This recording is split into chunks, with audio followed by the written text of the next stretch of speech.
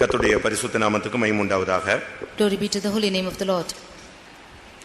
ஆதியாகமம் 14ஆம் அதிகாரம் 18ஆம் வசனத்திலிருந்து 20ஆம் வசனம் வரை.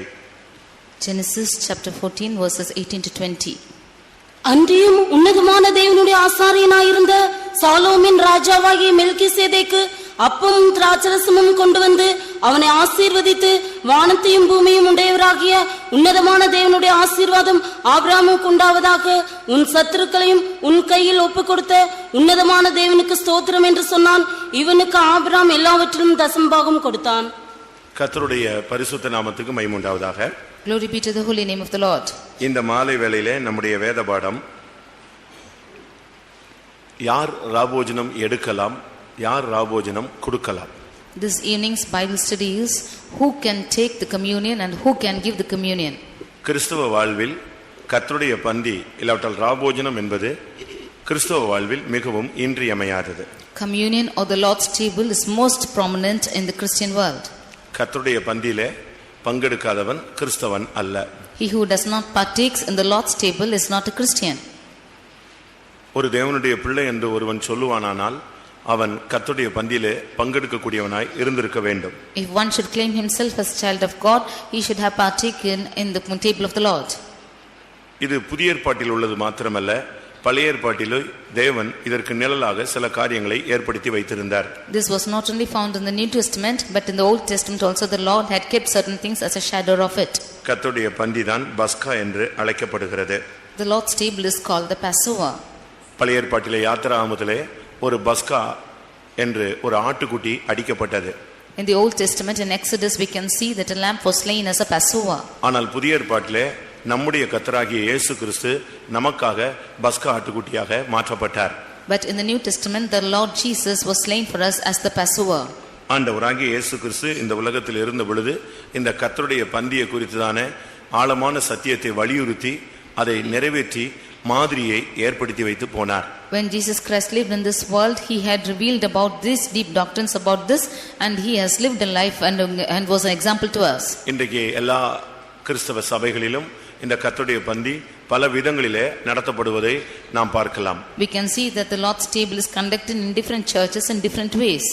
ஒவ்வொரு விதங்களில் ஒவ்வொரு இடங்களில் நடைபெறுகிறது. In every place it is taken in different ways. ஆனால் ஆண்டவர் ஏற்படுத்தின நோக்கத்தை நாம் இந்த நாட்களிலே விளங்கிக் கொள்ள வேண்டியது அவசியம். But it is needful for us to understand the purpose of this table. கர்த்தருடைய பந்தி அது எப்படிப்பட்டதாய் இருக்க வேண்டும்? How should the Lord's table be? கர்த்தருடைய பந்தி எங்கே போய் பங்கெடுக்க வேண்டும்? Where should the Lord's table be partaken? இவைகளை குறித்து நான் புதிய ஏற்பாட்டிலே நாம் சிந்திப்போமானால், Of this, if we should consider in the New Testament, லூக்கா எழுதின சுவிசேஷத்தில் நாம் பார்க்கும் பொழுது when we read in Luke's Gospel, 22ஆம் அதிகாரம் 8ஆம் வசனத்திலிருந்து நாம் இதனுடைய ஆழமான காரியங்களை நாம் விளங்கிக் கொள்ள முடியும். chapter 22 from verse 8 onwards, we can concentrate about this verse. லூக்கா 22ஆம் அதிகாரம் 7ஆம் வசனத்திலிருந்து நாம் இதனுடைய சத்தியத்தை விளங்கிக் கொள்ள முடியும். From Luke's chapter 22 verse 7 onwards, we can understand this truth. பஸ்காவை பலியிட வேண்டிய அந்த நாள் வந்தது.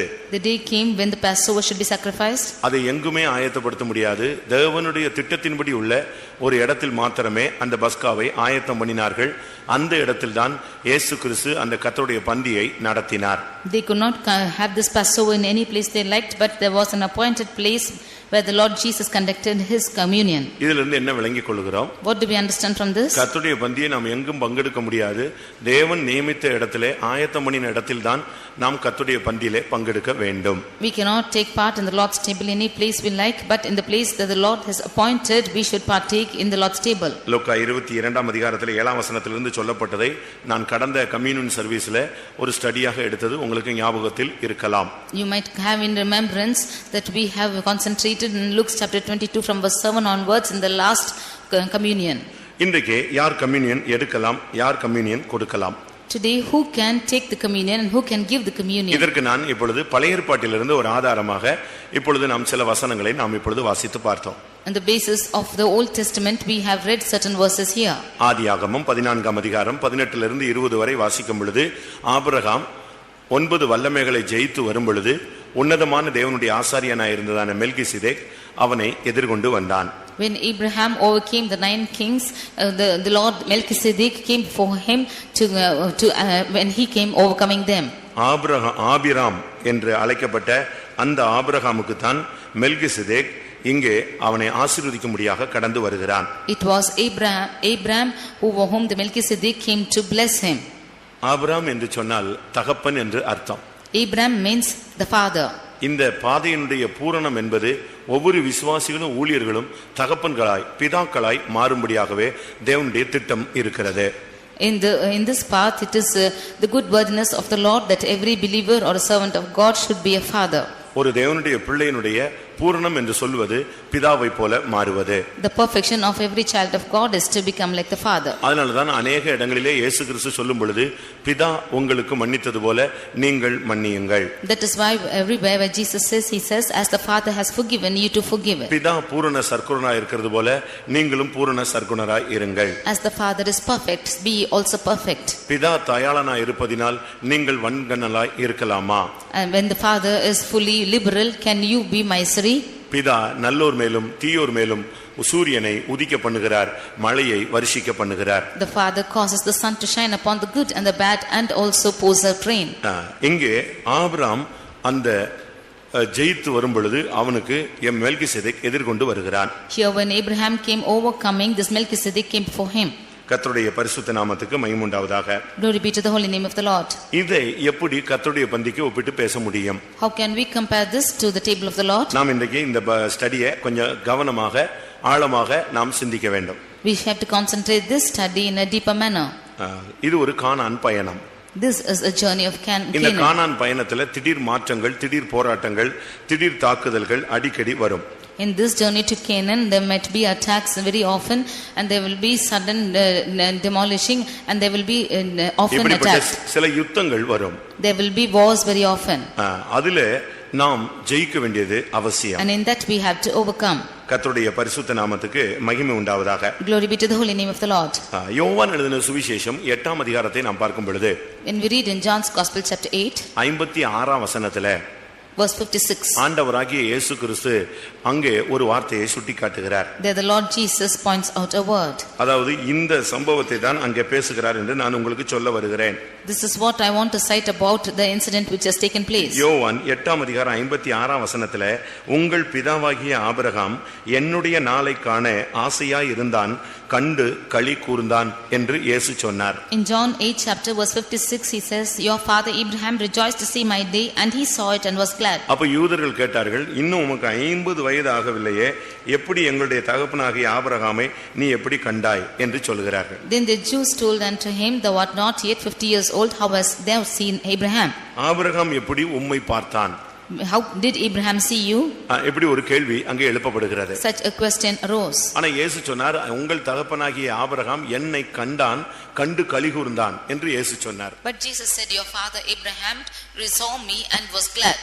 அப்ப எப்போ ஆபிரகாம் இயேசுவை பார்த்தான்? So when did Abraham see Jesus?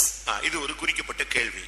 This is an appointed question. இந்த கேள்வியினுடைய பதில் தான் நாம் முதலாவது வாசித்த ஆதியாகமம் 14ஆம் அதிகாரம் 18 லிருந்து 20க்குள்ள இதனுடைய பதில் அடங்கி இருக்கிறது. The answer to this question is in Genesis chapter 14 verses 18 to 20.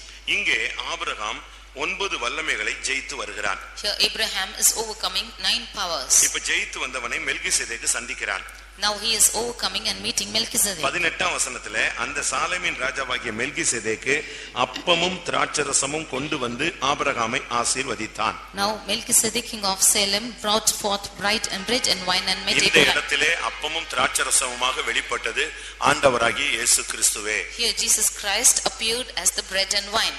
இந்த இடத்துல அதர்சனமானவராக அப்பமும் திராட்சரசமுமாக ஒரு விசுவாசத்தின் தகப்பனை ஆண்டவர் சந்திக்கிறார். Here as an invisible God, he is meeting this father of Abraham. இந்த இடத்தில் தான் இயேசுவை அவன் முகமுகமாக காண்கிறான். It is here that he meets Jesus face to face. இயேசு கிறிஸ்து கர்த்தருடைய பந்தியிலே மிகவும் முக்கியப்படுத்துவது அப்பமும் திராட்சரசமும்.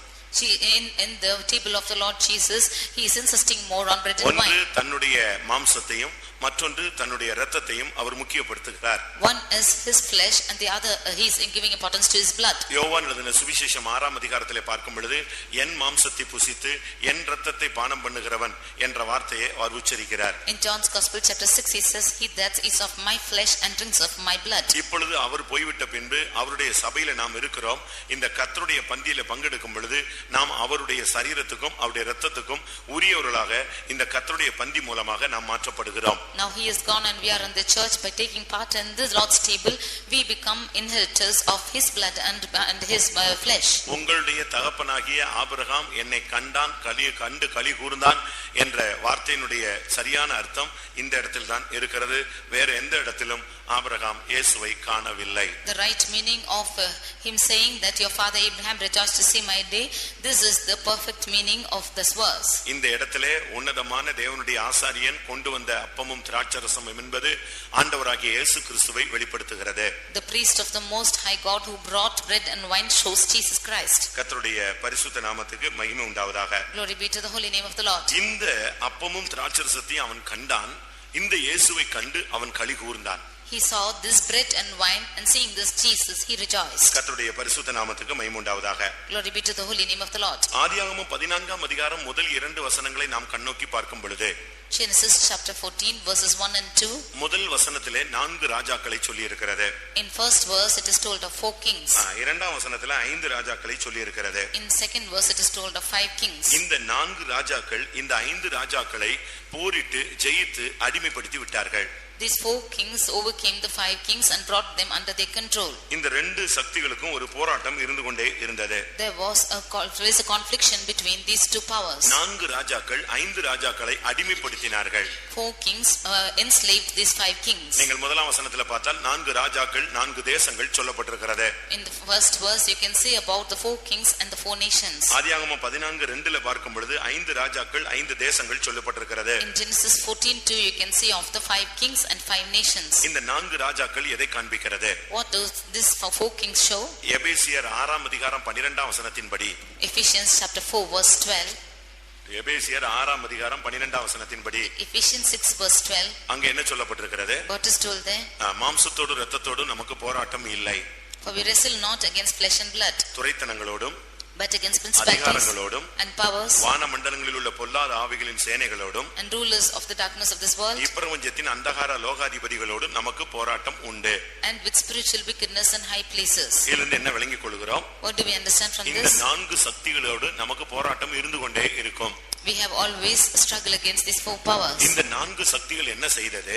What are these 4 spirits doing? ஆதியாகமம் 14:2ல சொல்லப்பட்ட 5 ராஜாக்களை அவர்கள் கீழ்ப்படுத்தி அடிமைப்படுத்தி சிறைப்படுத்தி கொண்டார்கள். They are subjecting the 5 kings which are found in Genesis chapter 14 verse 2. இந்த 5 ராஜாக்களுடைய ஒரு அர்த்தம் என்ன? What are the meanings of one meaning of the 5 kings? நான் போக போக இந்த 5 ராஜாக்களையும் சொல்லுகிறேன், 5 தேசங்களையும் சொல்லுகிறேன். As we go on I will tell about the 5 kings and the 5 nations. அந்த 4 ராஜாக்களையும் சொல்லுகிறேன், 4 தேசங்களையும் உங்களுக்கு சொல்லுகிறேன். I will tell about the 4 kings and the 4 nations. ஆனா இன்னொரு வியூல பார்க்கும் பொழுது But when we consider another view, இந்த 4 சக்திகள் சேர்ந்து 5 வல்லமைகளை அடிமைப்படுத்தினது. these 4 powers are subjecting 5 powers. துரைத்தனங்களும் அதிகாரங்களும் வானமண்டலங்களில் உள்ள பொல்லாத ஆவிகளின் சேனைகளும் இப்பிரபஞ்சத்தின் அந்தகார லோகாதிபதிகளும் 2ஆம் வசனத்தில் சொல்லப்பட்ட 5 சக்திகளை கீழ்ப்படுத்தினது.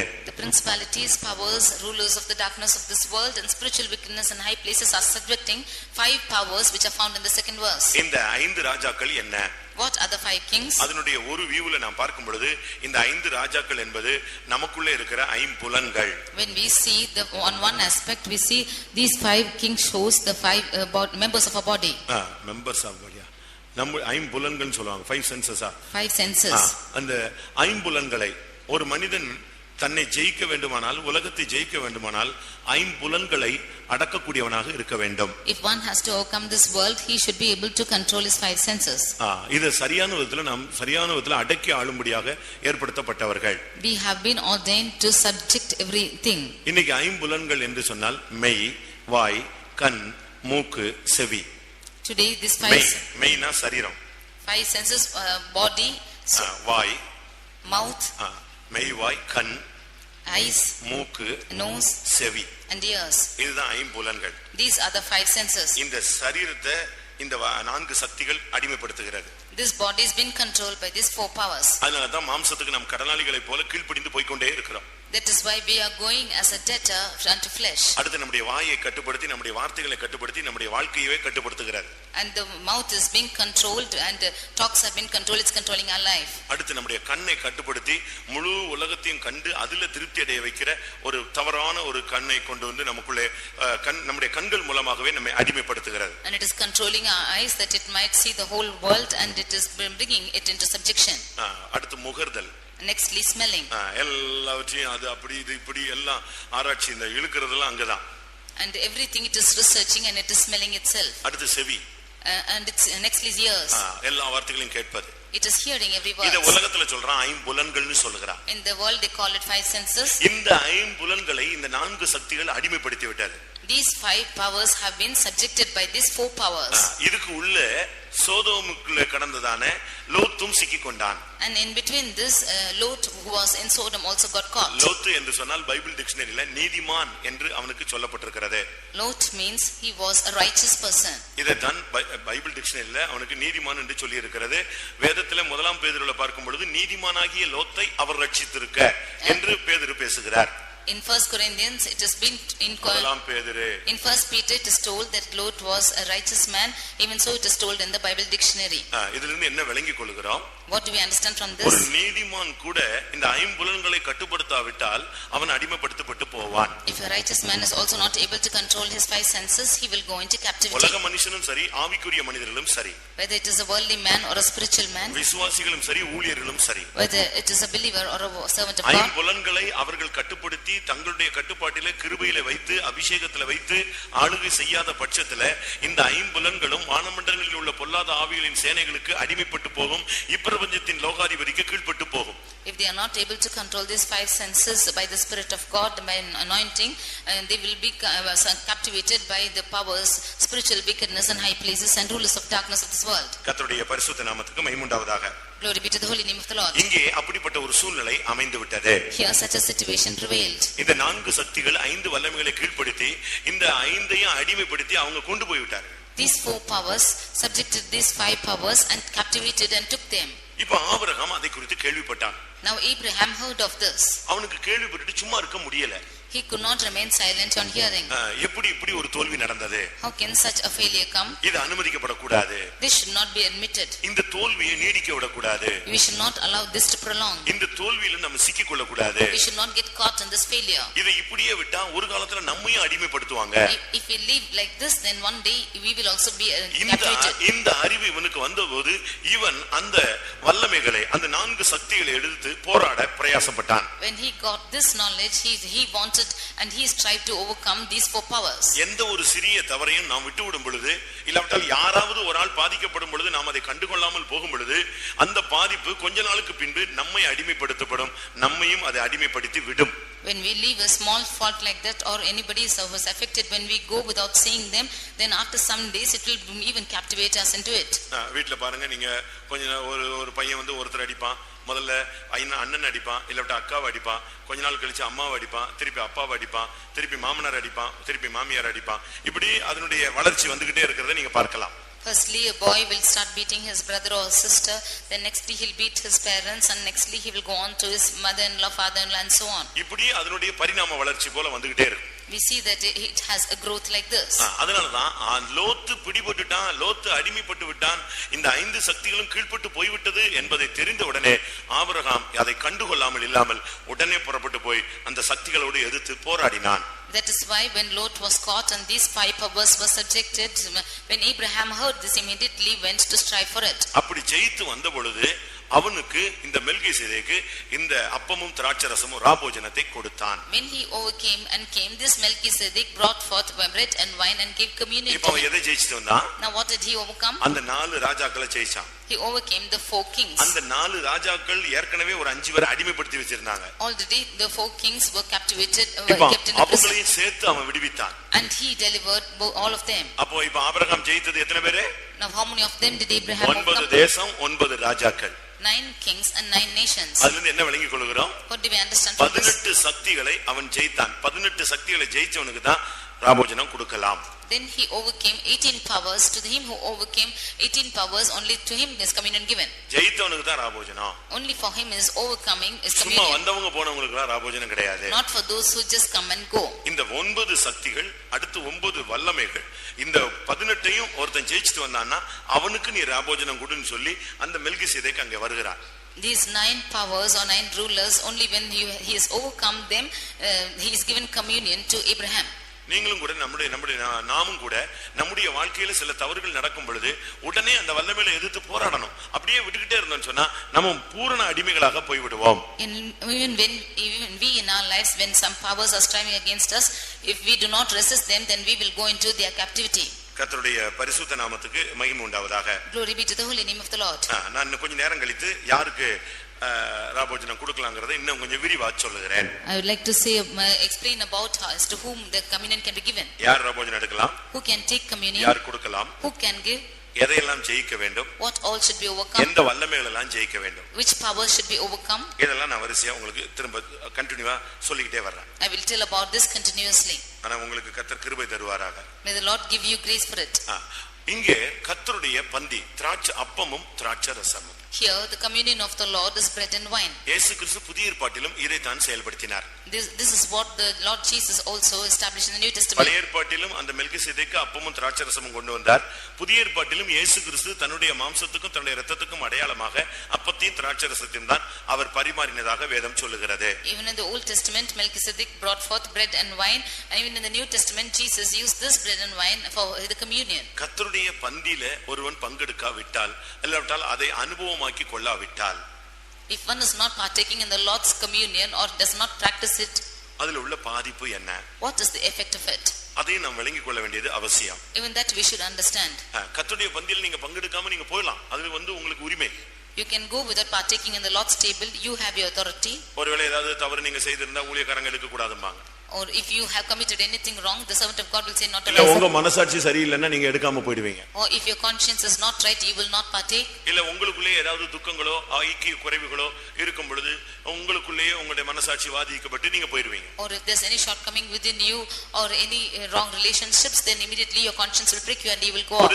ஒரு சிலர் அப்படி அல்ல, கர்த்தருடைய பந்தியில தங்களை சரிப்படுத்திக் கொண்டு எடுத்துக்கொள்கிறார். But some are not so. They rectify their lives and take part in the Lord's table. ஒரு சிலருக்கு கர்த்தருடைய பந்தினாலே பயம் கிட்டே வர மாட்டான். Some of them are very afraid of the Lord's table. They don't come near to it. ஏனென்றால் அபாத்திரமாய் போஜனபானம் பண்ணுகிறவன் கர்த்தருடைய சரீரத்தை குறித்து குற்றமுள்ளவனாய் இருப்பான்னு சொன்னதனால ஒருத்தரும் கிட்ட வர்றதில்லை. Because he is partaking in the Lord's table and defiled, he should be accused. Therefore nobody is coming near to it. இதன் நிமித்தம் உங்களில் அநேகர் நித்திரை அடைந்திருக்கிறார்கள், செத்து போயிருக்கிறார்கள், பலவீனப்பட்டிருக்கிறார்கள் சொன்ன உடனே நித்திரையும் வேண்டாம், சாவு வேண்டாம், பலவீனம் வேண்டாம், ஒரு குற்றமும் வேண்டாம் சொல்லிட்டு கர்த்தருடைய பந்தியிலேயே பங்கெடுக்காம ஒரு குரூப் போயிட்டே இருக்கு. Because of this, many will be weak and sick and many will sleep. Because of this, do not want this problem at all, saying so they are just going on. கர்த்தருடைய பந்தியில பங்கெடுக்காவிட்டா உன்னுடைய சந்தோஷம், வாழ்வின் சந்தோஷமே இல்லாம.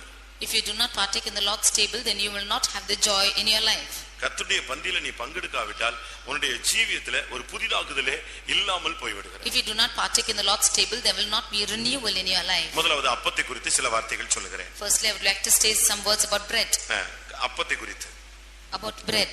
ஒரு தேவனுடைய பிள்ளை, a child of God, இந்த அப்பம் என்றால் என்ன என்பதை விளங்கிக் கொள்ள வேண்டும். should understand what bread is. முதலாம் கொரிந்தியர் 10ஆம் அதிகாரம் 16-17 படி. 1 Corinthians chapter 10 verses 16 and 17. அங்க என்ன சொல்லப்பட்டிருக்கிறது? What is told there? இந்த கர்த்தருடைய சரீரத்தின் ஐக்கியம் என்று சொல்லி இருக்கிறார். It is told about the communion of the இந்த blood of Christ. அப்பம் என்பது ஐக்கியத்தை அங்கே குறிக்கிறது. This bread is showing the communion. அப்ப ஒரு மனுஷன் ராபோஜனம் எடுக்காம ஒரு விசுவாசியா இருந்துட்டு ஞானஸ்நானம் எடுத்தவங்க எல்லாரும் கர்த்தருடைய பந்தியில பங்கெடுக்கணும். Therefore all of them who have taken part in the baptism should partake in the Lord's table. நம்ம சபையில ஞானஸ்நானம் எடுத்தவங்களுக்கு ராபோஜனம் கொடுக்கிறோம். In our church, for those who are baptized, we give communion. எப்படி ஞானஸ்நானம் எடுத்துக்கணும்? How should they be baptized? பிதா, குமாரன், பரிசுத்தாவியின் நாமத்திலே ஞானஸ்நானம் எடுத்துக்கணும். They should be baptized in the name of the Father, Son and the Holy Ghost. தண்ணீரில் முழுகி ஞானஸ்நானம் எடுத்துக்க வேண்டும். They should take baptism by immersion. மூன்றாவது பரிசுத்தாவியின் அபிஷேகத்தை அந்நிய பாஷை அடையாளத்தோடு பெற்றவர் கையிலே ஞானஸ்நானம் பெற்றிருக்க வேண்டும். Thirdly, they should have taken baptism in the anointed hands with the Holy Spirit. நான்காவது அதிலே உங்களுடைய ஆத்துமாவிலே இளைப்பாறுதல் பெற்றிருக்க வேண்டும். And fourthly, you should have received rest by it. அப்படிப்பட்டவங்களுக்கு திருப்பி ஞானஸ்நானம் கொடுக்க வேண்டிய அவசியம் இல்லை. For such, there's no need for giving another baptism. எங்க சபையில தான் எடுக்கணும்னு அல்ல. Because it's not needed for you to take in a church. நம்ம சபையை முக்கியப்படுத்துறது இல்ல, வசனத்தை மாத்திரமே முக்கியப்படுத்துகிறோம். You are not giving importance to the church but to the verse. சரியான அபிஷேகம் பெற்று பிரதிஷ்டையில இருக்கிறவங்க கையில நீங்க எடுக்கணும். You should take baptism by the hands of the ones who are anointed and those who are under. அதனால எப்ப ஞானஸ்நானம் எடுக்கிறோமோ அன்னையில இருந்து சாகுற வரைக்கும் கர்த்தருடைய பந்தியை விட்டு விடவே கூடாது. From the day you are baptized even until your death, you should not leave the Lord's table. அதே நேரத்துல கர்த்தருடைய பந்தின்னு சொல்லிட்டு அங்கங்க இருக்கிற சபைகள் எல்லாம் போய் எடுத்துக்கொண்டு வரக்கூடாது. At the same time, you should not say it's the Lord's table and partake in every church you want. அப்படி அல்ல. It's not so. சரியான விதத்தில் நீங்கள் சத்தியத்தை இன்றைக்கு புரிந்து கொண்டால் நலமாய் இருக்கும். If you should rightly understand the truth today, it will be good. இந்த அப்பத்தினுடைய அடையாளம் ஐக்கியத்தை காண்பிக்கிறது. The sign of this bread shows communion. சரியான விதத்துல ஒரு மனுஷன் கர்த்தருடைய பந்தியில பங்கெடுக்காமல் போகும் பொழுது, இல்லாவிட்டால் கர்த்தருடைய பந்தியை விட்டு விலகி போகும் பொழுது அவன் ஐக்கிய குறைவு உள்ளவன் என்பதை வெளிப்படுத்துகிறான். When a man of God is not partaking in the Lord's table, or if he is departing without taking, then he is falling short of his communion. கர்த்தருடைய பந்தியினுடைய முதல் நோக்கமே எல்லாரையும் ஒன்றாக்குவது. The main reason for the table of the Lord is to bring everyone united. அநேகராகிய நாம் ஒன்றாக்கப்படுவது. We who are many should be united. அதுதான் இந்த அப்பத்தினுடைய முதல் ரகசியம். That is the first mystery of the bread. இரண்டாவதாக, Secondly, முதலாம் கொரிந்தியர் 11ஆம் அதிகாரம் 28ஆம் வசனத்தின்படி 1 Corinthians 11 verse 28, நம்மை நாமே சோதித்து அறிந்து நாம் இந்த அப்பத்தை பாத்திரத்தில் பங்கெடுக்க வேண்டும். we should examine ourselves and take part in the bread of the Lord. அப்ப கர்த்தருடைய பாத்திரத்துல பங்கெடுக்காம போறான்னு சொன்னா ஒருவன் தன்னை சோதிக்க அவன் ஒப்பு கொடுக்கிறது இல்லை. If one is not taking part in the cup of the Lord, then he is not examining himself. அடுத்து பிசாசு சோதிக்கும் போது அவன் அடிபட்டு போய் விடுவான். Nextly, he will be deceived even by Satan. அப்படி நம்ம போக கூடாது. We should not go like that. கர்த்தருடைய பந்தியில பங்கெடுக்கிறவனுக்கு ஒரு வாய்ப்பு தன்னைத்தானே சோதித்து அறிய வாய்ப்பு. He who is taking part in the Lord's table has an position for examining himself. உலகத்துல சொல்லுவாங்க சுய பரிசோதனை செய்து கொள். And in the world they will say you examine your own self. நம்மை நாமே பரிசோதிக்கணும். We should examine ourselves. நம்முடைய விசுவாசம் எப்படி இருக்கு? How our faith is? நம்முடைய பரிசுத்தம் எப்படி இருக்கு? How is our holiness? நம்முடைய தாழ்மை எப்படி இருக்கு? How is our humility? நம்முடைய உண்மை எப்படி இருக்கு? How is our sincerity? நம்ம கர்த்தருக்கு முன்னால எப்படி இருக்கறோம்? How are we before the Lord? இப்படி இருக்கத்தான் நம்ம அழைக்கப்பட்டோமா? Are we been called to be like this? நம்முடைய அழைப்புக்கு ஏத்த மாதிரி வாழ்றோமா? Or are we living by our own தரிசனத்துக்கு ஏத்த வண்ணமா நம்முடைய பிரயாணம் போகுதா? Is our journey going according to our vision? இப்படி நம்மை நாமே சோதித்து அறியணும். அப்பதான் இந்த அப்பத்தில் நம்ம பங்கெடுக்கிறதுல பிரயோஜனம் இருக்கிறது. Like this, we have to examine ourselves. Only there is use of us partaking in the cup of the Lord. மூன்றாவதாக, Thirdly, யோவான் 6:54 படி, John 6 verse 56, 54 படி 54. அங்க என்ன சொல்லப்பட்டிருக்கிறது? What is told there? என் அப்பம் என் மாம்சத்தை புசிக்கிறவனுக்கு நித்திய ஜீவன் உண்டு. Whoso eateth my flesh has eternal life. கர்த்தருடைய பந்தியில பங்கெடுக்காதவனுக்கு நித்திய ஜீவன் இல்லை. He who does not partake in the Lord's table has no eternal life. நீங்க சொல்லலாம் ஒன்றான மெய்தேவனை அறிவதே நித்திய ஜீவன், இயேசு கிறிஸ்துவை அறிஞ்சாலே நித்திய ஜீவன் உண்டுன்னு. ஆனா கடைசி நாளிலே எழும்பி பரலோகத்துல மகிமையான இடத்துக்கு போக முடியாது. You can say that knowing the Lord Jesus you have eternal life, but by this you cannot go to heaven without this communion. கர்த்தருடைய பந்தியில பங்கெடுக்கும் பொழுது கடைசி நாளில் எழுப்பப்படலாம், நித்திய ஜீவனுக்கு பங்காளியாய் மாறலாம். அப்படி கர்த்தருடைய பந்தியை விட்டு விலகும் பொழுது நாம் நித்திய ஜீவனை விட்டு விலகி போகிறோம். When you partake in the Lord's table, then you can be raised up on the last day. You will be inheritor of the eternal life. When you leave this, you lose eternal life. அடுத்து நான்காவதாக, And fourthly, இந்த அப்பத்தை குறித்ததான தன்மை என்ன? what is the character of this bread? பஸ்கா அனுசரிக்கப்பட்டது. In the Old Testament, the Passover was observed. யாத்திராகமம் 12ஆம் அதிகாரம் 8ஆம் வசனத்துல Exodus chapter 12 verse 8. அங்க என்ன சொல்லி இருக்கிறது? What is told there? அங்க ஒரு அப்பம், புளிப்பில்லாத அப்பம். There it is told of an unleavened bread. இது எதை காண்பிக்கிறது? What does this show? 1 கொரிந்தியர் 5:8 படி 1 Corinthians chapter 5:8. அந்த புளிப்பில்லாத அப்பம் என்பது துப்புரவு உண்மையை காண்பிக்கிறது. The unleavened bread shows sincerity and truth. ஒரு தேவனுடைய பிள்ளை கர்த்தருடைய அப்பத்தை புசிக்காவிட்டால், இல்லாவிட்டால் ராபோஜனம் எடுக்காவிட்டால் அவனுடைய ஜீவியத்திலே துப்புரவு உண்மை இல்லை என்பதை அவன் வெளிப்படுத்துகிறான். If a child of God is not partaking in the Lord's table or eating of the bread of the Lord, then he has no sincerity and truth in his life. கர்த்தருடைய பந்தியில பங்கெடுக்காம போகும் பொழுது அவன் புளிப்புள்ள அப்பத்தை புசிக்கிறான். When he is not partaking in the Lord's table, then he is eating the bread which is leavened. அப்படின்னா என்ன அர்த்தம்? What does this mean? கர்த்தருடைய பந்தியில உட்காராம எனக்கு வேண்டாம், அவங்க முன்னால எடுக்க முடியாது, அவங்க கூட உட்கார முடியாது, இவரு கொடுக்கிறாரு அதனால நான் எடுக்க மாட்டேன் அப்படின்னு நீங்க சொல்லி ஏதோ ஒரு காரணத்தை சொல்லி, இல்லாவிட்ட பலவீனமா இருக்கு அன்னைக்கு நான் ஊருக்கு போயிட்டேன் அப்படி இப்படின்னு எதையாவது ஒண்ணு சொல்லி நீங்க எஸ்கேப் ஆனீங்கன்னா நீங்க புளிப்புள்ள அப்பத்தை நீங்கள் புசிக்கிறீர்கள். If you are saying excuses for taking in the Lord's table, that he is sitting there, I will not take, or this person is giving the communion, or go with any excuses, then you are taking part with leaven. கர்த்தருடைய பந்தியில பங்கெடுக்காமலே நீ escape ஆகி ஓடுறதுக்கு try பண்றேன்னா இயேசு கிறிஸ்து வரும்போது நீ எங்க ஓடுவன்னு தெரியலையே. If you are escaping from the Lord's table, when Jesus comes, where will you run to? அதுக்கு காரணம் என்ன? What is the reason for that? இந்த புளிப்புள்ள அப்பத்தை நாம் புசிக்கும் பொழுது, when you are eating the bread which is leavened, என்ன ஆகும்? what will happen? அது எதை காண்பிக்கிறது? What does that show? துர்க்குணம், பொல்லாப்பு, malice and wickedness. அப்ப துர்க்குணமும் பொல்லாப்பு இருக்கிறவங்க கர்த்தருடைய பந்தியில பங்கெடுக்க மாட்டாங்க. Those who have malice and wickedness, they will not partake in the Lord's table. அதிலிருந்து என்ன விளங்கிக் கொள்கிறோம்? What do we understand from this? கர்த்தருடைய அப்பத்தை நீ புசித்தால், if you should take part of the Lord's bread, உன்னுடைய ஜீவியத்தில் ஐக்கியம் உண்டாகும்.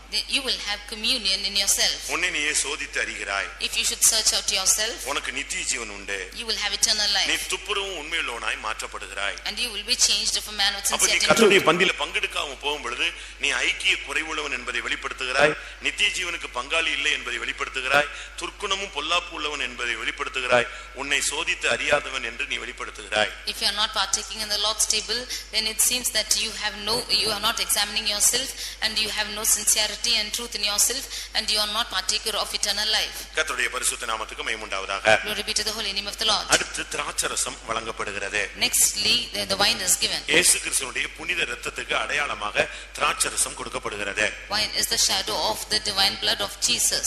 இந்த திராட்சரசம் எதை காண்பிக்கிறது? What does this wine show? இந்த திராட்சரசம் என்பது கல்யாண சந்தோஷத்தை, வாழ்வின் உச்சகட்ட சந்தோஷத்தை காண்பிக்கிறது.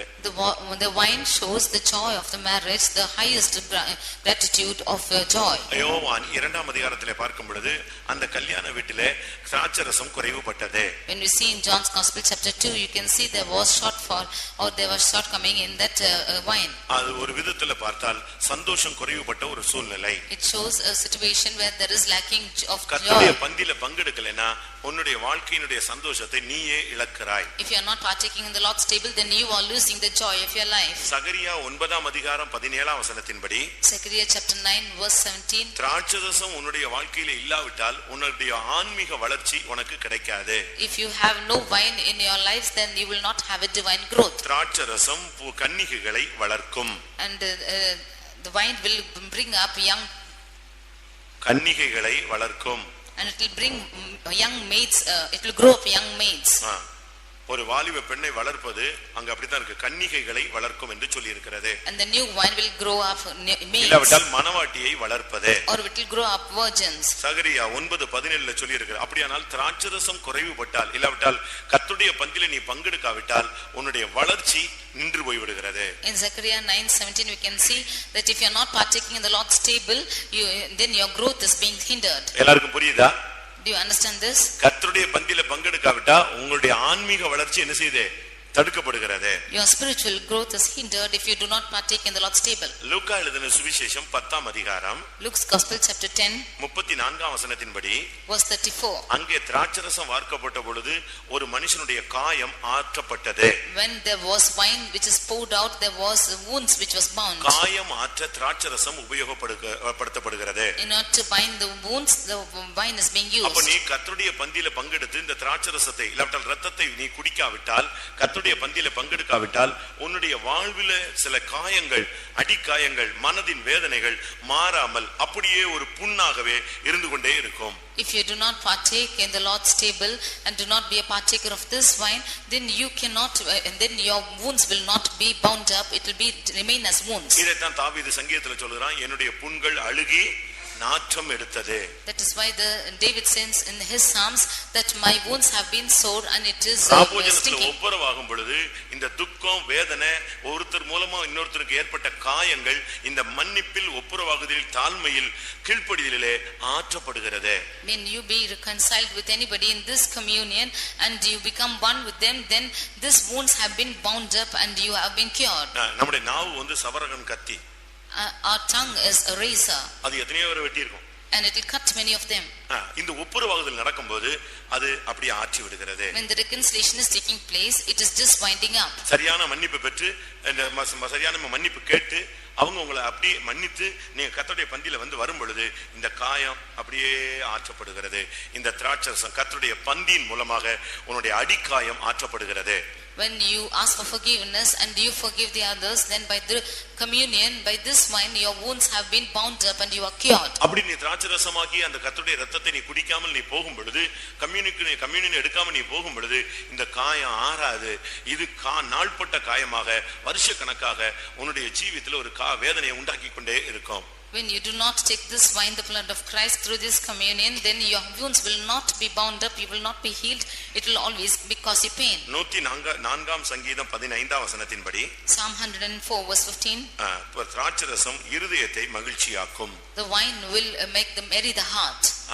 அப்படியானால் ராபோஜனம் எடுக்காம ஒரு மனுஷன் போகும் பொழுது அவனுடைய இருதயத்துல மகிழ்ச்சியே இருக்காது.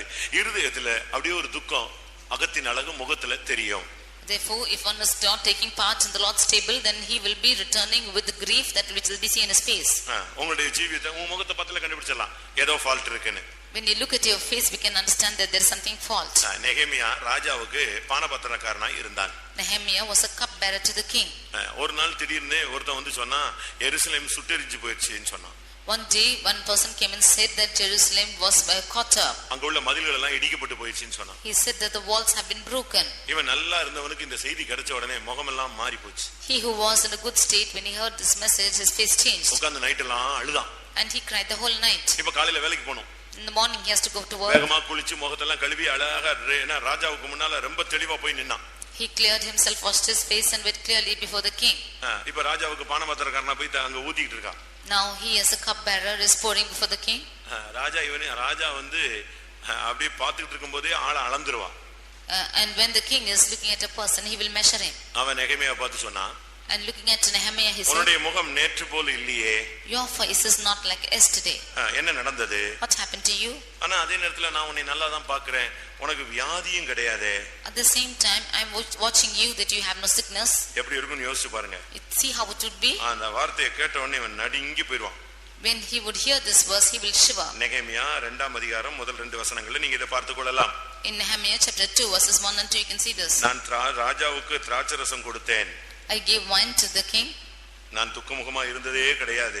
I was never before sorrowful. 2ஆம் வசனத்துல அவர் என்னை பார்த்து கேட்டார், உனக்கு வியாதி இல்லையே, அப்ப நீ ஏன் துக்கமா இருக்கறேன்னு கேட்டாரு. In second verse he said, thou art not sick, then why is the sorrow in my heart?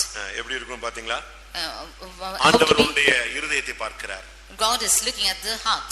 அதனால கர்த்தருடைய பந்தியில நீ பங்கெடுக்காம போகும் பொழுது உன்னுடைய இருதயத்தின் மகிழ்ச்சி தடைபடுகிறது. Therefore, if you are not taking part on the Lord's table, then the happiness of your heart is hindered. என்னாகமம் 15ஆம் அதிகாரத்திலே பார்க்கும் பொழுது, Numbers chapter 15 10ஆம் வசனத்தை நான் பார்க்கும் பொழுது, verse 10, அங்கே திராட்சரசம் பானபலிக்கு செலுத்தப்படுகிறது. There the wine is being given for a drink offering. பானபலியாக அரைப்படி திராட்சரசத்தை படைக்க வேண்டும். A hin of wine is given for a drink offering. நீ கர்த்தருடைய பந்தியில பங்கெடுத்தேனா நீ பானபலியாய் உன்னை வார்க்க ஒப்புக்கொடுப்பாய்.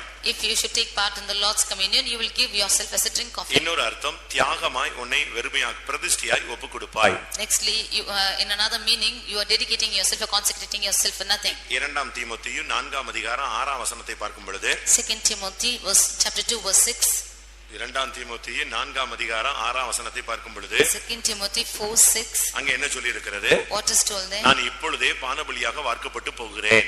I am myself giving as a drink offering. அப்படின்னா என்ன அர்த்தம்? What does this mean? கர்த்தருடைய பந்தியில பங்கெடுத்தால் நீ உன்னை தியாகம் பண்ணுவாய், ஒப்பு கொடுப்பாய். கர்த்தருடைய பந்தியில பங்கெடுக்காத பட்சத்துல உனக்கு தியாக ஜீவியம் இருக்காது, பிரதிஷ்டையின் ஜீவியம் இருக்காது. If you are yielding yourself for this Lord's table, then there will be a life of dedication or consecration, otherwise you will not have it. கர்த்தருடைய பரிசுத்த நாமத்துக்கு மகிமை உண்டாவதாக. Glory be to the holy name of the Lord. அடுத்ததாக, Nextly, யாருக்கு ராபோஜனம் கொடுக்கலாம்? unto whom shall communion be given? அதுக்கு நான் சில பாயிண்ட்ஸ் சொல்றேன். I will tell some points for that. முதலாவது ஆபிரகாமுக்கு ராபோஜனம் கொடுக்கலாம். Firstly, Abraham can be given that communion. Abram சொன்னா தகப்பன். ஆபிராம் சொன்னா தகப்பன். Abraham means father. புரியுதா உங்களுக்கு எல்லாருக்கும்? ஆபிராம் சொன்னா என்ன அர்த்தம்? தகப்பன். Abraham means father. ஒரு தேவனுடைய பிள்ளை தகப்பனாய் பிதாவாய் மாறினால் பிதாக்களைப் போல மன்னித்து பிதாக்களைப் போல தயாள சிந்தையா இருந்து பிதாக்களைப் போல பூர்ண சர்க்கனாய் தன்னை மாற்றிக்கொண்டால் அவனுக்கு ராபோஜனம் கொடுக்கலாம். Only if a person is changed as the father, should subject all his mind and his works as a father, then only communion can be given to him. இரண்டாவது, Secondly, நான் ஒரு 7 பாயிண்ட் சொல்றேன். I tell you 7 points. யாருக்கு ராபோஜனம் கொடுக்கலாம், இல்ல யார் ராபோஜனம் எடுக்கலாம்? Unto whom can communion be given, or who can take it? அது நீங்க சரியா விளங்கிக் கொள்ள வேண்டியது அவசியம். It's good for you to understand ஒன்று, rightly. பிதாவைப் போல மாறும்படியாக அழைக்கப்பட்டவனுக்கு. Firstly, to the one who is called to be a father. இரண்டாவது, Secondly, விசுவாசிக்கு கொடுக்கலாம். unto whom he is believing. Abraham விசுவாசத்தின் தகப்பன். Abraham was a father of faith. அவன் ஒரு விசுவாசத்துக்கு ஒரு அடையாளம். He was a sign of faith. பழைய ஏற்பாட்டில் அவன் தான் முன்மாதிரியாக இருந்த ஒரு நபர். In the Old Testament, he was the one who was an example. சும்மா இந்த நேத்து வந்தவங்க இன்னைக்கு வந்தவங்களுக்கு எல்லாம் கொடுக்க கூடாது. இயேசு கிறிஸ்துவை தெய்வம் என்று விசுவாசித்து அவருடைய தேவனுடைய குமாரனை இயேசு விசுவாசித்தவனுக்கு ஞானசானம் கொடுக்கலாம். அப்படி ஞானசானம் எடுத்தவனுக்கு ராபோஜனம் கொடுக்கலாம்.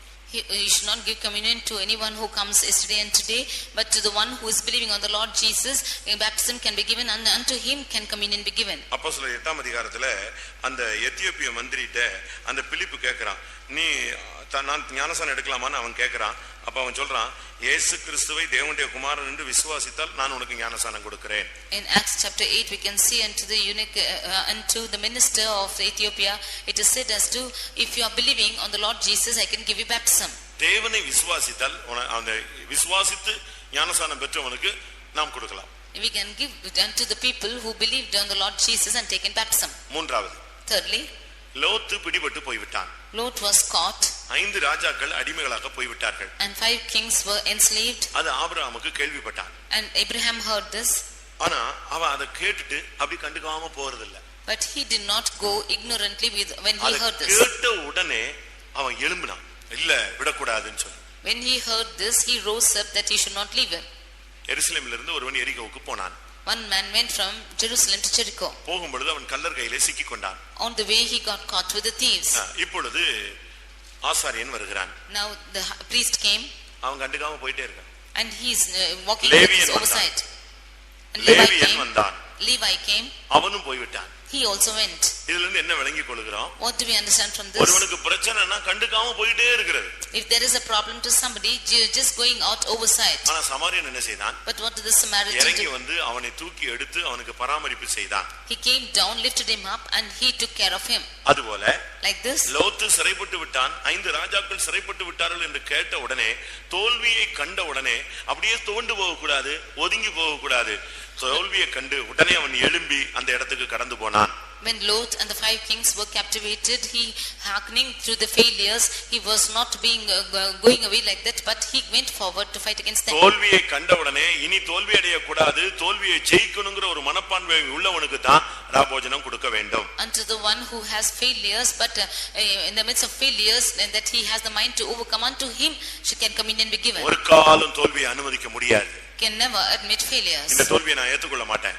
And I will not take this failure. இந்த தோல்வியை நான் எப்படியாவது ஜெயிப்பேன். I will somehow overcome this defeat. அப்படி ஒரு ஸ்போர்ட்டிவ் மைண்டோடு இந்த மறுபடியும் கர்த்தருக்காக நிக்கணும்னு வாஞ்சிக்கிறவனுக்கு தான் ராபோஜனம் கொடுக்கணும். Only to the ones who are again wanting to live for the Lord with a sportive mind can communion be given. அடுத்ததாக, nextly, அவன் ஜெயித்து வந்தான். He was an overcomer. ராஜாக்களை ஜெயித்து வந்தான். He has overcome kings. இந்த கானான் பயணத்துல வருகிற போராட்டங்களை ஜெயிக்கிறவனுக்கு தான் ராபோஜனம் கொடுக்கணும். Only to those who are overcoming the strivings in this journey of Canaan, they can be given communion. ஜெயிக்கணும்னு சிந்தை உள்ளவனுக்கும் ஜெயிப்பவர்களுக்கும் தான் ராபோஜனம். To those who have the mind to overcome, and to those who are overcoming can communion be given.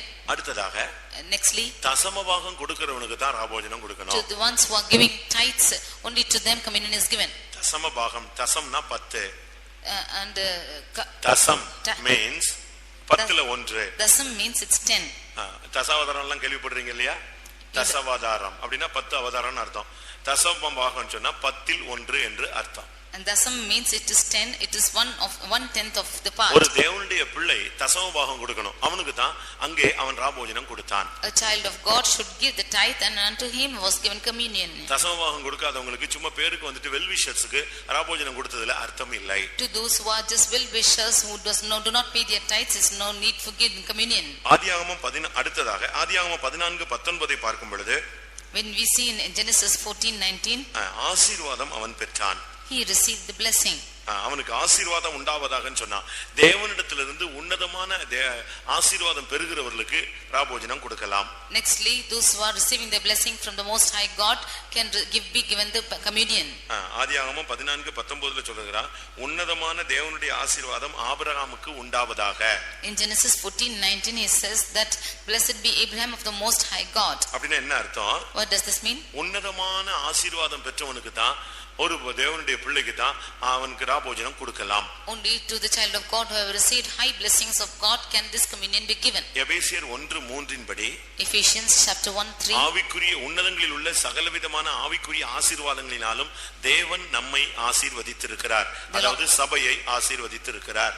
The Lord has blessed the church or us with the spiritual blessings in heavenly places in Christ. ஆவிக்குரிய ஆசீர்வாதம் பெற்றவர்களுக்கு ராபோஜனம் கொடுக்கலாம். To those of them who have received the spiritual blessings can the communion be given. கடைசியாக, Finally, கானான் பயணத்திலே முன்னேறுகிறவனுக்கு ராபோஜனம் கொடுக்கலாம். those who are progressing in the journey of Canaan can communion be given. அங்க லோத்து இருக்கிறான், லோத்துக்கு ராபோஜனம் கிடையாது. The Lot is there and he is not given the communion. ஏனென்றால் அவன் கானான் பயணத்திலே தடைப்பட்டு போய்விட்டான். Because he was hindered to the journey to Canaan. கானான் பயணத்திலே போகிறவனுக்கு தான், ஆபிரகாமுக்கு மட்டும்தான் அங்க ராபோஜனம் கொடுக்கப்பட்டது. It was only to Abraham who was to go to Canaan he was given communion. ஆனால் லோத்து ஆபிரகாமுடைய ரொம்ப நெருங்கின சொந்தக்காரன். But Lot was a close relative of Abraham. ஆனா அவனுக்கு கிடையாது. But he was not given. இதிலிருந்து என்ன விளங்கிக் கொள்கிறோம்? What do we understand from this? கானான் பயணத்துல முன்னேறி சென்று எப்படியாவது நாம் பரலோகத்துக்கு போகணும், கர்த்தருக்காக வாழ்ந்து கர்த்தருடைய ராஜ்யத்துக்கு போகணும்னு சிந்தை உள்ளவனுக்கு தான் ராபோஜனம் கொடுக்க வேண்டும். Only to those of them in the spiritual life, those who have the mind to go to the heavenly kingdom, only to them communion can be given. ஒன்று பிதாக்களாய் மாறுகிறவர்களுக்கு, Firstly, to those who are becoming as fathers. இரண்டாவது நல்ல விசுவாசிகளுக்கு, Secondly, to good believers. மூன்றாவது தோல்வியை கண்டு அதை ஜெயிக்கணும்னு எழும்புகிறவர்களுக்கு, Thirdly, looking at the failures, to those who rise up to overcome. நான்காவது ஜெயித்தவனுக்கு, And fourthly, to the overcomer. ஐந்தாவது தசமபாகம் கொடுப்பவனுக்கு, Fifthly, to the one who pays tithes. ஆறாவது உன்னதமான ஆசீர்வாதம் பெற்றவனுக்கு, Sixthly, to the one who has received the blessings of the Most ஏழாவது High God. கானான் பயணத்தை தொடர்கிறவனுக்கு, And seventhly, to the one who is progressing in the journey of Canaan. இவங்களுக்கு தான் ராபோஜனம் கொடுக்கலாம். Only unto these people can communion and be given. யார் கொடுப்பது? Who can give it? யாரிடத்தில் பெற்றுக்கொள்வது? And from whom can you receive this communion? நான் எல்லா இடத்துலயும் சொல்லுவேன். I will tell in every place. எனக்கு ஒரு மூத்த சகோதரன் உண்டு. I have an elder brother. அவர் இப்போ சமீபத்துல ஒரு 2 வருஷத்துக்கு முன்னால தான் ஞானசானமே எடுத்திருக்காரு. He took baptism only 2 years before. ஆனா ஒரு 30 வருஷத்துக்கு முன்னால, But before 30 years, அவர் ஒரு ஃப்ரெண்டோட சேர்ந்து ஒரு சிஎஸ்ஐ சர்ச்சுக்கு நியூயார்க்கு போனாரு. along with his friend, he went to a CSI church. அவர் ஃப்ரெண்டு வாடா நியூயார்க்கு வான்னு சொல்லி கூட்டி போயிட்டான். He called him for a New Year service. அங்க போயிட்டு வந்துட்டு சொன்னாரு, அருமையா கொஞ்சம் ஒயின் கொடுத்தாங்க, அருமையா ஒரு அப்பம் கொடுத்தாங்க, வாயில வச்ச உடனே அப்படியே மாவு மாதிரி போயிடுச்சு. He went there and came and said that they gave me a good taste of wine and bread which just melted within my mouth. இவருக்கு கர்த்தருடைய பந்தினா என்னன்னு தெரியாது, கர்த்தருடைய சரீரம் எதுக்காக அடிக்கப்பட்டது நொறுக்கப்பட்டதுன்னு ஒண்ணுமே தெரியாது. ஆனா ராபோஜனம் கொடுத்திருக்காங்க. He does not know what the table of the Lord is or what is communion, but he was given communion. அதனால தான் நம்ம ராபோஜனம் அப்படிலாம் இல்ல, 3 நாள் உபவாசம். That is why our communion is not so. 3 days of fasting 6 சுத்திரிப்பு கூட்டம் and 6 sanctification meetings. full operation theatre தான். It is an operation theater. ஃபுல்லா இஸ்ரவேலில் என்ன கிளையாத்திலே பிசின் தைலம் இல்லையோ, இஸ்ரவேலில ரணவைத்தியன் இல்லையோ, ரணவைத்தியன் வந்துருவார். சர்ஜரி வந்துருவார், சர்ஜன் வந்துருவார். Is there no balm in Gilead? Is there no physician in Gilead? A surgery will come here. He will come and அவனுடைய சீலை பிதுக்கி எடுத்து ஈவு இரக்கம் இல்லாம அவனுக்கு கிளியர் பண்ணி சுத்தம் பண்ணி, அவனுடைய வலி முக்கியம் அல்ல, அவனுடைய சுகமே எங்களுக்கு முக்கியம். He will break out all the sores and take away everything which is inside, and his pain is not important but his healing. அது அவனுடைய தவறுகளுக்காக சில வேதனை இருக்கும். There will be pains because of his ஆனா அவனை mistakes. சுகமாக்குறது தான் எங்களுடைய நோக்கம். But it is our importance to cure him. இங்கே அவனுக்கு மெல்கிசேதேக்கு இந்த அப்பத்தையும் திராட்சரசத்தையும் கொண்டு வந்தான். Here the Melchizedek brought bread and wine. Melchizedek என்று சொன்னால் நீதியின் ராஜா. Melchizedek means he is the king of righteousness. அடுத்து சாலேமின் ராஜா. He is the king of Salem.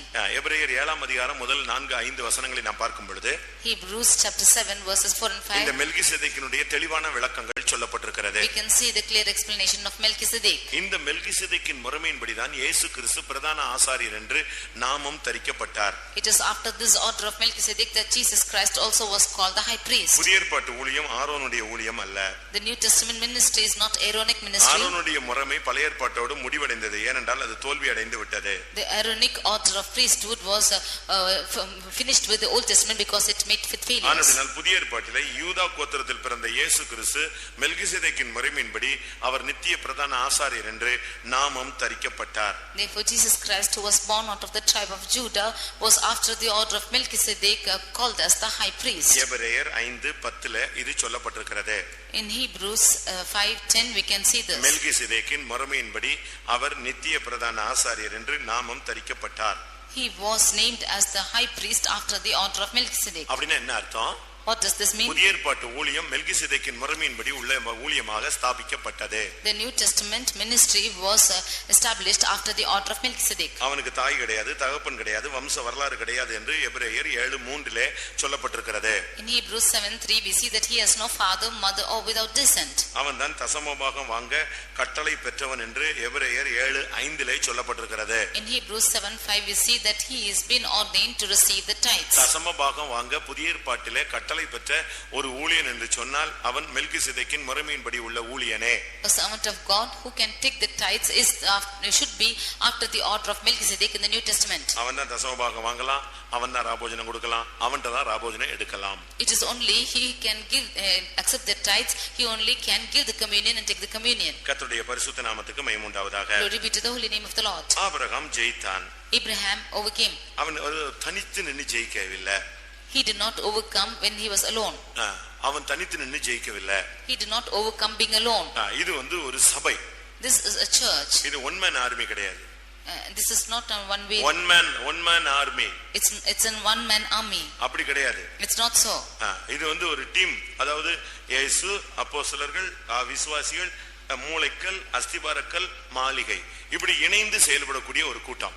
This is the teamwork of the apostles, prophets and they are built up as a mansion and they are working as a team.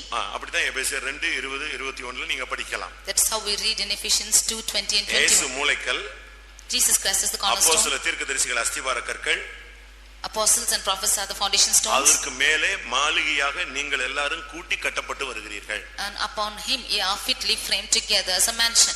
இந்த 9 ராஜாக்களையும் 9 தேசத்தையும் Abraham ஜெயித்தது தனியாளாக இல்லை. Abraham did not as a one man overcome these 9 kings and 9 nations. அவன் இருந்தான்.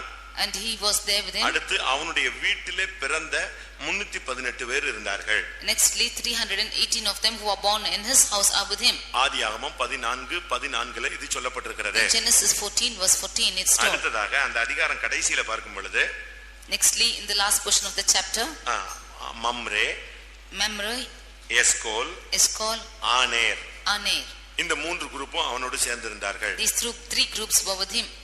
இவர்களும் இந்த Abraham 318 பேர், அடுத்து எஸ்கோல், ஆனேர், மம்ரே 5 பேர் சேர்ந்துதான் இவங்க இந்த 9 தேசத்தையும் 9 ராஜாக்களையும் ஜெயித்தாங்க. Abraham along with 318 people and with Aner, Eshcol and Mamre, all of them together overcame these 9 nations. இது எதை காண்பிக்கிறது? What does this show? ஒன்று Abraham, first one is Abraham, இரண்டாவது அவனுடைய வீட்டில் பிறந்தவர்கள், and secondly those who were born in his house. சபைக்குள்ள இருந்தா மட்டும் போதாது, நீ சபையில ஒரு ஆவிக்குரிய பிறப்பில் இருக்க வேண்டும். You should not only be born in the church but should also have a birth in the church. இல்லாவிட்டால் விசுவாசத்துல உனக்குள்ள ஒரு பிறப்பு உண்டா இருக்க வேண்டும். Or you should have a birth by faith. ஆபிரகாமின் வீட்டில் பிறந்த 318 பேர், 318 of them born in Abraham's house. சபையின் ஒரு பிறப்பு இருக்கிறது. There is a birth in the church. நான் 7 பிறப்பை பத்தி உங்களுக்கு சொல்லியிருப்பேன். I have told about 7 births. அதுல ஒரு பிறப்பு சபையில் பிறப்பு, of which one birth is in the church. அது வேற ஒரு subject. That's a different subject. இத கலாத்தியர்ல பவுல் பேசும் பொழுது மேலான எருசலேமோ நம்ம எல்லாருக்கும் தாயானவள். When Paul is speaking in Galatians, he is telling that Jerusalem the mother of us all. அது சபை எருசலேமில் பிறக்கிற ஒரு அனுபவம். That is a church being born in Jerusalem. நாம் எல்லாரும் ஒன்றா இருந்து இந்த பிசாசின் வல்லமைகளை ஜெயிப்பதே. We all together being one overcoming the powers of devil. அடுத்து எஸ்கோல், ஆனேர், மம்ரே, கிருபை, சத்தியம், அபிஷேகம் இந்த மூன்றையும் வச்சு தான் நம்ம ஜெயிக்கிறோம். Nextly Aner, Eshcol and Mamre, which shows the word of God, the grace and the anointing, which by all these 3 we overcome.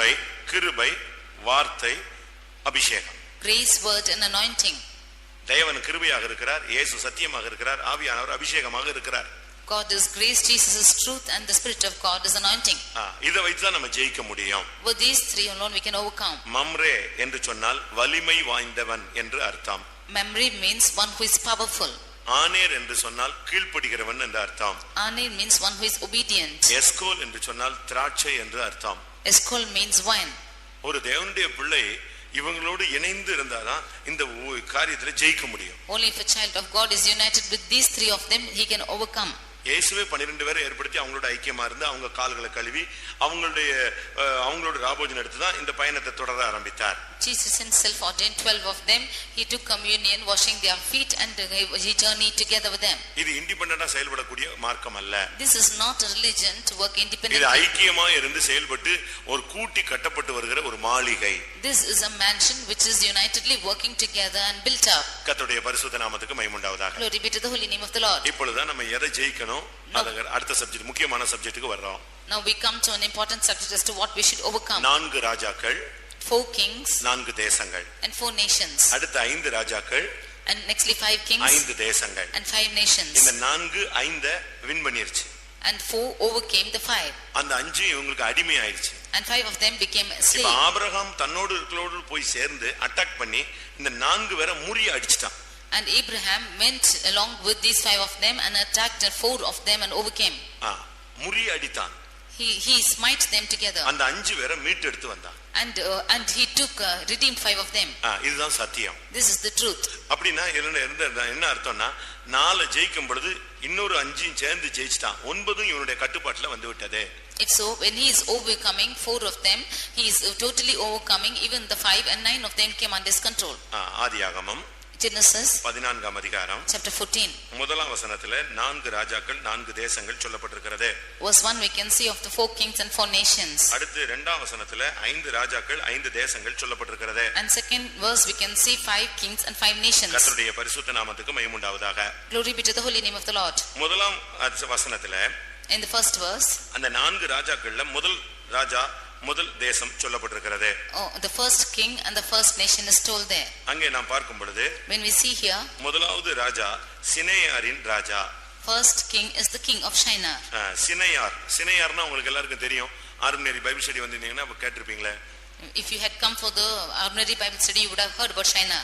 சினேயார்னு சொல்லுகிறது பாபிலோனை காண்பிக்கிறது. Shinar shows Babylon. இல்லாவிட்டால் பாபேலை காண்பிக்கிறது. Or it shows Babel.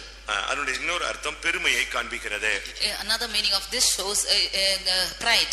இதோ நான் கட்டின மகா பாபிலோன் என்று நேபுகாத்நேசர் சொல்லி அவன் மிருகமாய் மாறி போன ஒரு தன்மையை காண்பிக்கிறது. It shows an experience of Nebuchadnezzar where he says that this is Babylon which I built and became a beast. இன்னொரு விதத்துல சினேயார்னு சொன்னா நாகரிகத்தின் உச்சம் என்று சொல்லலாம். Shinar means it shows the heights of culture. உலக அதிசயங்கள்ல ஒன்றாகிய பாபிலோன் தொங்கு தோட்டம் அங்குதான் கட்டப்பட்டது. One of the greatest things of this world is found as the hanging gardens of Babylon. உங்களுக்கு எல்லாருக்கும் தெரியும் நினைக்கிறேன். உங்களுக்கு எல்லாருக்கும் தெரியும் என்று நினைக்கிறேன். I think you all know this. கர்த்தருடைய பரிசுத்த நாமத்துக்கு மகிமை உண்டாவதாக. Glory be to the holy name of the Lord. சினேயாருடைய இன்னொரு அர்த்தம் என்ன? பைபிள் அர்த்தம் என்ன? The next meaning of the Bible in Shinar is எல்லாவற்றையும் சிதறடித்தவன் என்ற அர்த்தம். he is the one who is scattering everything. இதான் முக்கியமானது. This is most important. சினேயாருடைய ஆவி என்னன்னு சொன்னா சினேயார்னு சொன்னா சகலத்தையும் சிதறடிப்பவன். The spirit of Shinar is to scatter everyone. அது எப்படி இருக்கும்னு யோசிச்சு பாருங்க. How it will be? இந்த சிதறடிக்கிறவன் என்பது பிசாசுனுடைய ஒரு வார்த்தை. This scattering is the word of Satan. நாகூம் 2:1 பார்க்கும் பொழுது in Nahum chapter 2 verse 1 இதோ சிதறடிக்கிறவன் உனக்கு முன்பாக வருகிறான். behold he that scattereth comes before you. கூட்டி சேர்ப்பவர் தேவன், சிதறடிக்கிறவன் பிசாசு. The Lord is the one who is gathering, but he is scattering is Satan. எல்லாவற்றையும் சிதறடித்தல். He is scattering everything. ஒரு தேவனுடைய பிள்ளை இந்த சிதறடிக்கிற சுபாவம் உள்ளவனா இருக்கவே கூடாது. A child of God should not have this character of scattering. குடும்பத்தை சிதறடித்தல், scattering the family, தொழிலை சிதறடித்தல், scattering the business, சகோதர சிநேகத்தை சிதறடித்தல், scattering the friendship of the brethren, சபை ஐக்கியத்தை சிதறடித்தல், scattering the fellowship of the church, பரிசுத்தவான்களுடைய ஐக்கியத்தை சிதறடித்தல், scattering the fellowship of the saints. நாம சிதறடிக்கிறவர்கள் அல்ல. We are not the ones who are scattering. சினேயார் அந்த வல்லமை நமக்குள்ள இருக்க கூடாது. We should not have this power of Shinar. அவன் சிதறடிக்கிறவன். He is the one who is scattering. இது பிசாசுனுடைய ஒரு விதமான சுபாவம். This is the character of Satan. இவைகளை நாம் ஜெயிக்க வேண்டும். We should overcome these. உங்களுடைய வார்த்தைகளை நீங்க சிதறடிக்கிறீங்களா? Are you scattering your words? உங்களுடைய செயல்களினால மத்தவங்களை சிதறடிக்கிறீங்களா? Are you scattering others by your works? எல்லாவற்றையும் சிதறடித்தல். Scattering everything. இந்த சில பிள்ளைங்க வந்து அறியாமையில செல்லும். Some of the children do it without ignorantly. அறியாமையில எல்லாத்தையும் தூக்கி எறியும். Ignorantly it will throw out. அது குழந்தைத்தனம். That is childhood nature. ஆனா பெரியவங்க ஆன பிறகு நம்ம சிதறடிக்கிறவளா இருக்க கூடாது. But after growing up we should not be scattering. நாம அப்படிப்பட்டவளா இருந்தா என்ன நடக்கும்? If we be so, what will happen? ஒரு புருஷன் வந்து குடும்பத்தை சிதறடிச்சானா என்ன அவனுக்கு புருஷன் தன்மையே இல்லைன்னு அர்த்தம். If a husband is scattering his family, then he does not have the tendency of a husband. புத்தி உள்ள ஸ்திரீ தன் வீட்டை கட்டுகிறாள், புத்தி இல்லாதவளோ தன் கைகளினாலே அதை என்ன செய்கிறாள்? இடித்து போடுகிறாள். A wise wife is building up her house, and she who is foolish is breaking with her own hands. நம்முடைய ஜீவிதத்துல நாம் சிதறடிக்கிறவளா இருக்க கூடாது. We should not be the ones who are scattering ourselves. சிதறடிக்கிற மைண்ட் வந்தாலே நீங்க அதை ஜெயிக்கணும். If we have the mind to scatter, we should overcome it. ஒரு சின்ன thought தெய்வீகத்துக்கு புறமா வந்துருச்சுனா துரத்தணும். A small thought which is contrary to divine natures, you should chase it. இயேசுவிடத்துல பேதுரு வந்து சொல்றான், நீர் பாடுபடவே கூடாதுன்னு சொன்னான். Unto Jesus, Peter came and said that you should not suffer. உமக்கு இப்படி சம்பவிக்க கூடாதுன்னு சொன்னான். It should not happen like this to you. ஐயோ என்னை பத்தி எவ்வளவு கரிசனையா இருக்கறான்னா இயேசு சொன்னாரு. Did Jesus say that he is so merciful towards me? என்ன சொன்னாரு? What did he say? அப்பாலே போ சாத்தானேன்னு சொன்னார். Get thee behind me, Satan. தேவனுக்கு ஏற்றவளை சிந்தியாமல் நீ மனிதனுக்கு ஏற்றவளை சிந்திக்கிறான்னு சொன்னார். You are not thinking things which is towards God but according to man. மைண்ட்ல கூட நமக்கு சிதறடிக்கிற அந்த சிந்தை வரக்கூடாது. Even in our thoughts we should not have the mind to scatter. அந்த முதலாம் ராஜாவினுடைய பெயர் என்ன தெரியுமா? The first king's name is அம்ராபேல். Amraphel. அப்படினா என்ன அர்த்தம்? What does this mean? ரகசியங்களை வெளியே பேசுகிறவன் அர்த்தம். He is speaking mysteries outside. ரகசியங்களை வெளியவே பேசக்கூடாது. You should not speak the secrets outside. அதுக்கு பேரே ரகசியம். ரகசியத்தை வெளியே சொன்ன பிறகு அதுக்கு என்ன ரகசியம் சொல்றது? It is a secret. How then can you say secret outside? ஒரு புருஷன் மனைவியை பத்தி வெளியே சொன்னானா அவனுக்கு குடும்பம் நடத்த தகுதி இல்ல. அவன் வந்து தன் குடும்பத்தையே சிதறடிக்கிறான்னு அர்த்தம். If a husband is telling about his wife outside, he has no talent to lead his family. He is விவாக வாழ்க்கையை பத்தி இயேசு பேசும் பொழுது இந்த ரகசியம் பெரியது. When Jesus is speaking about the married life, this mystery is great, he says. இவங்க சொல்வாங்க, நான் உங்ககிட்ட மட்டும் தான் சொல்றேன், வேற யார்ட்டையும் சொல்லாதம். He will say that I am telling this to you only, you should not tell outside. அந்தாள் போய் சொல்வான், நான் யார்ட்டையும் சொல்லல, உன்கிட்ட மட்டும் தான் சொல்றேன். இப்படியே ஒரு 100 பேர்ட்ட சொல்லிட்டு அமைதியா வந்து உட்கார்ந்திருப்பான். He will say that I am telling you only and not anybody else. Like this he will tell for 100 of them and remain silent. Pavul கொரிந்தியர் சபையை பார்த்து சொல்றார், நீங்கள் கிறிஸ்துவின் ரகசியங்களின் உக்கிரானக்காரர்கள். Paul says to the Corinthian church that you are ambassadors of the secret of Christ. கர்த்தர் நீங்க ரகசியங்களை வெளியே சொல்ல கூடாது. You should not tell the secrets outside. உங்களுடைய குடும்ப காரியங்களை வெளியே சொல்ல கூடாது. You should not tell your family matters outside. நீங்க அப்படிப்பட்டவங்களா இருக்க கூடாது. You should not be such people. அம்ராபேல்னா இன்னொரு அர்த்தம் அழிவை பற்றியே பேசுவான். Amraphel means he is speaking only about destruction. எப்ப பார்த்தாலும் அது நடக்காது, இது நடக்காது, இப்படி அப்படி இப்படி இந்த டிஸ்கரேஜ் ஆன வேர்ட்ஸ் நெகட்டிவாவே தேவனுடைய பிள்ளைகள் பேசக்கூடாது. Children of God should not say negatively that this thing will not happen, such a thing will not happen and so on. நடக்காது, நடக்கல, நடக்க முடியாது, ஆனாலும் தேவன் செய்வார், தேவனால் முடியும், தேவனால் கூடும், என்னாலும் கூடும் அப்படிங்கிற ஒரு விசுவாசத்தோட தான் நீங்க முன்ன கால வைக்கணும். There things might not be happening, but you should have a faith to say that it is possible with God and step your leg forward. நீங்க வந்து அழிவை பத்தி நெகட்டிவாவே பேசக்கூடாது. You should never speak of negatively. வாயில பாசிட்டிவா பேசி பழகுங்க. Speak positively in your mouth. நீங்க வந்து இந்த காரியத்தை நாம் ஜெயிக்க நாம் கடமைப்பட்டிருக்கிறோம். We have to overcome this matter. அடுத்து இரண்டாவது ராஜா. Nextly second king. யாரு? ஏலாசார். ஏலாசார்னா என்ன அர்த்தம்? Elasar means சிட்சிப்பவன் அர்த்தம். one who is correcting. நம்ம வந்து மத்தவங்களை கரெக்ட் பண்றதுக்கு எல்லாம் ரெடியா தான் இருக்கோம். We are ready to correct the others. ஏலாசாரின் Raja. The king of Elasar. அந்த தேசத்தினுடைய பெயர் வந்து ஏலாசார். The kingdom is called as Elasar. அப்படினா என்ன அர்த்தம்? What does this mean? சிட்சிக்கிறவன். He is the one who is correcting. நம்ம வந்து நம்மள கரெக்ட் பண்றதுக்கு யாரும் ரெடி இல்ல. We are not ready to correct ourselves. அதனால தான் இயேசு சொன்னார், உன் கண்ணுல இருக்கிற உத்தரத்தை பாரு, நீ மத்தவங்க கண்ணுல இருக்கிற துரும்ப போட்டு தேடிக்கிட்டு இருக்காத. That is why Jesus said, you look at the beam in your eye and not the dust of the other's eye. உன் கண்ணுல பெரிய உத்தரத்தை வச்சுக்கிட்டு நீ மத்தவங்க கிட்ட பூத கண்ணாடி போட்டுட்டு நீ தேடிக்கிட்டு இருந்தேன்னா பிரயோஜனம் கிடையாது. Keeping the beam in your eye, if you are going to search out with the other's eyes, it's no use. நீ மத்தவங்கள போய் எப்பவுமே சரிப்படுத்தணும், சிட்சிக்கணும், கரெக்ட் பண்ணணும் அப்படி நினைக்க கூடாது. You should not think to correct the others. அப்படி யாராவது தார்மாரா போறானா கத்தட்ட சொல்லு, கத்தாவே என் பிள்ளையை சரிப்படுத்துங்க, என் புருஷனை சரிப்படுத்துங்க, என் மனைவியை சரிப்படுத்துங்க, என்னுடைய பிள்ளைகளை சரிப்படுத்துங்க, ஆண்டவர்கிட்ட கேளுங்க. ஆண்டவர் அழகா தகப்பன் சிட்சியாத புத்திரன் உண்டோ அவர் கரெக்டா அழகா கொண்டு வருவார். If somebody is stumbling, then you say, Lord, you change my wife, you change my husband, you change my children, and he is the one who is chastising, he will correct them. ஏலாசாரின் ராஜாவாகிய அரியோகு. And Ariok, king of Elasar. அரி அப்படினு சொன்னாலே சிங்கம்னு அர்த்தம். That Ariok means he is a lion. ஒரு தேவனுடைய பிள்ளை வந்து பட்சிக்கிறவனாய் இருக்க கூடாது. A child of God should not be the one who is consuming. நீ தேவனுடைய பிள்ளை, நீ சிங்கமாக இருக்க கூடாது. A child of God, you should not be like this lion. 1 பேதுரு 5:8 படி எவனை விழுங்கலாமோ என்று வகை தேடி சுற்றி திரிகிற சிங்கம் போல. In First Peter 1:7 you see 5:7 you can see the lion who is waiting to devour people. கர்த்தருடைய பரிசுத்த நாமத்துக்கு மகிமை உண்டாவதாக. Glory be to the holy name of the Lord. வேதம் என்ன சொல்லுகிறது? What does the word of God say? நாம் வந்து தேவனுடைய பிள்ளைகள். We are the children of God. நாம சிங்கம் போல பட்சிக்க கூடாது. We should not devour as the lion. என்ன நடந்தது? What happened? கொஞ்சம் அசந்த உடனே சிம்சோன் மேல இந்த சிங்கம் பாஞ்சிருச்சு. When he was a little slackful, this lion fell upon Samson. இது அபிஷேகம் பெற்றவர்களுக்கு விரோதமா எழும்புகிற சுபாவம். This is the nature rising up against the anointed. இந்த அரியோகு, this Ariok, இந்த 5 ராஜாக்களுக்கு விரோதமா எழும்பி வந்த ஒரு வல்லமை. It's the power which came against the 5 kings. நாம பட்சிக்கிறவங்களா இருக்க கூடாது. We should not be the ones who are consuming. அபிஷேகம் பெற்றவங்களுக்கு விரோதமா எழும்புறவங்களா இருக்க கூடாது. We should not be rising against the anointed people of God. அபிஷேகம் பெற்றவங்களுக்கு விரோதமா எழும்புகிறவன் சவுல், அபிஷேகம் பெற்றவனை பாதுகாப்பவன் தாவீது. Saul is the one who is rising up against the anointed, and one who is preserving the anointed is David. இன்னொரு விதத்துல பார்த்தா நன்மையை கெடுப்பவன் அர்த்தம். And the other angle you can see that he is spoiling the goodness. இந்த சுபாவங்களை நாம் ஜெயிக்க கடமைப்பட்டிருக்கிறோம். We have to overcome these natures. மூன்றாவது, thirdly, அந்த 4 ராஜாக்கள்ல மூன்றாவது ராஜா and third king of the 4 kings is, இல்ல அந்த மூணாவது தேசம் எதை காண்பிக்கிறது? or what is the 4th kingdom? ஏலாமின் Raja. He is the king of Elam. Elam. He is king of Elam. ஏலாம் அப்படினா மறைவான என்று அர்த்தம். Elam means hidden. நம்முடைய ஜீவிதத்துல மறைவான குற்றங்கள் இருக்க கூடாது. We should not have hidden sins in us. மறைவான பாவங்கள் இருக்க கூடாது. There should not be hidden sins within us. 19ஆம் சங்கீதம் 12ஆம் வசனத்தின்படி, in Psalm 19 verse 12, மறைவான குற்றங்களுக்கு என்னை நீங்களாக்கும்.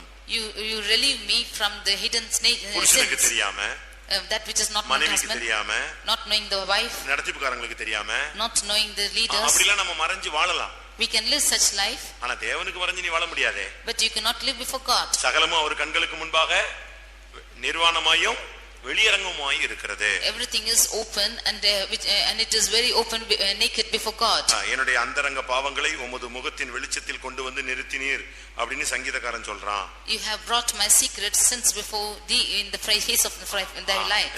நம்முடைய ரகசிய ஜீவிதத்தை வெளியே கொண்டு வந்து கர்த்தருடைய பாதத்துல வச்சு நம்ம சரிப்படுத்தாத பட்சத்தில், if we do not bring the secret faults and rectify ourselves before the presence of God, அது ஒரு நாள் ஆண்டவருடைய சமூகத்துல வெளியே வந்து நிக்கும். one day it will stand outside before God. அன்னைக்கு நம்ம அவமானப்பட்டு போவோம். That day we will be put to shame. ஆனாலும் நம்ம இந்த விஷயத்துல ரொம்ப கவனமாக இருக்க வேண்டும். Therefore we should be careful in this matter.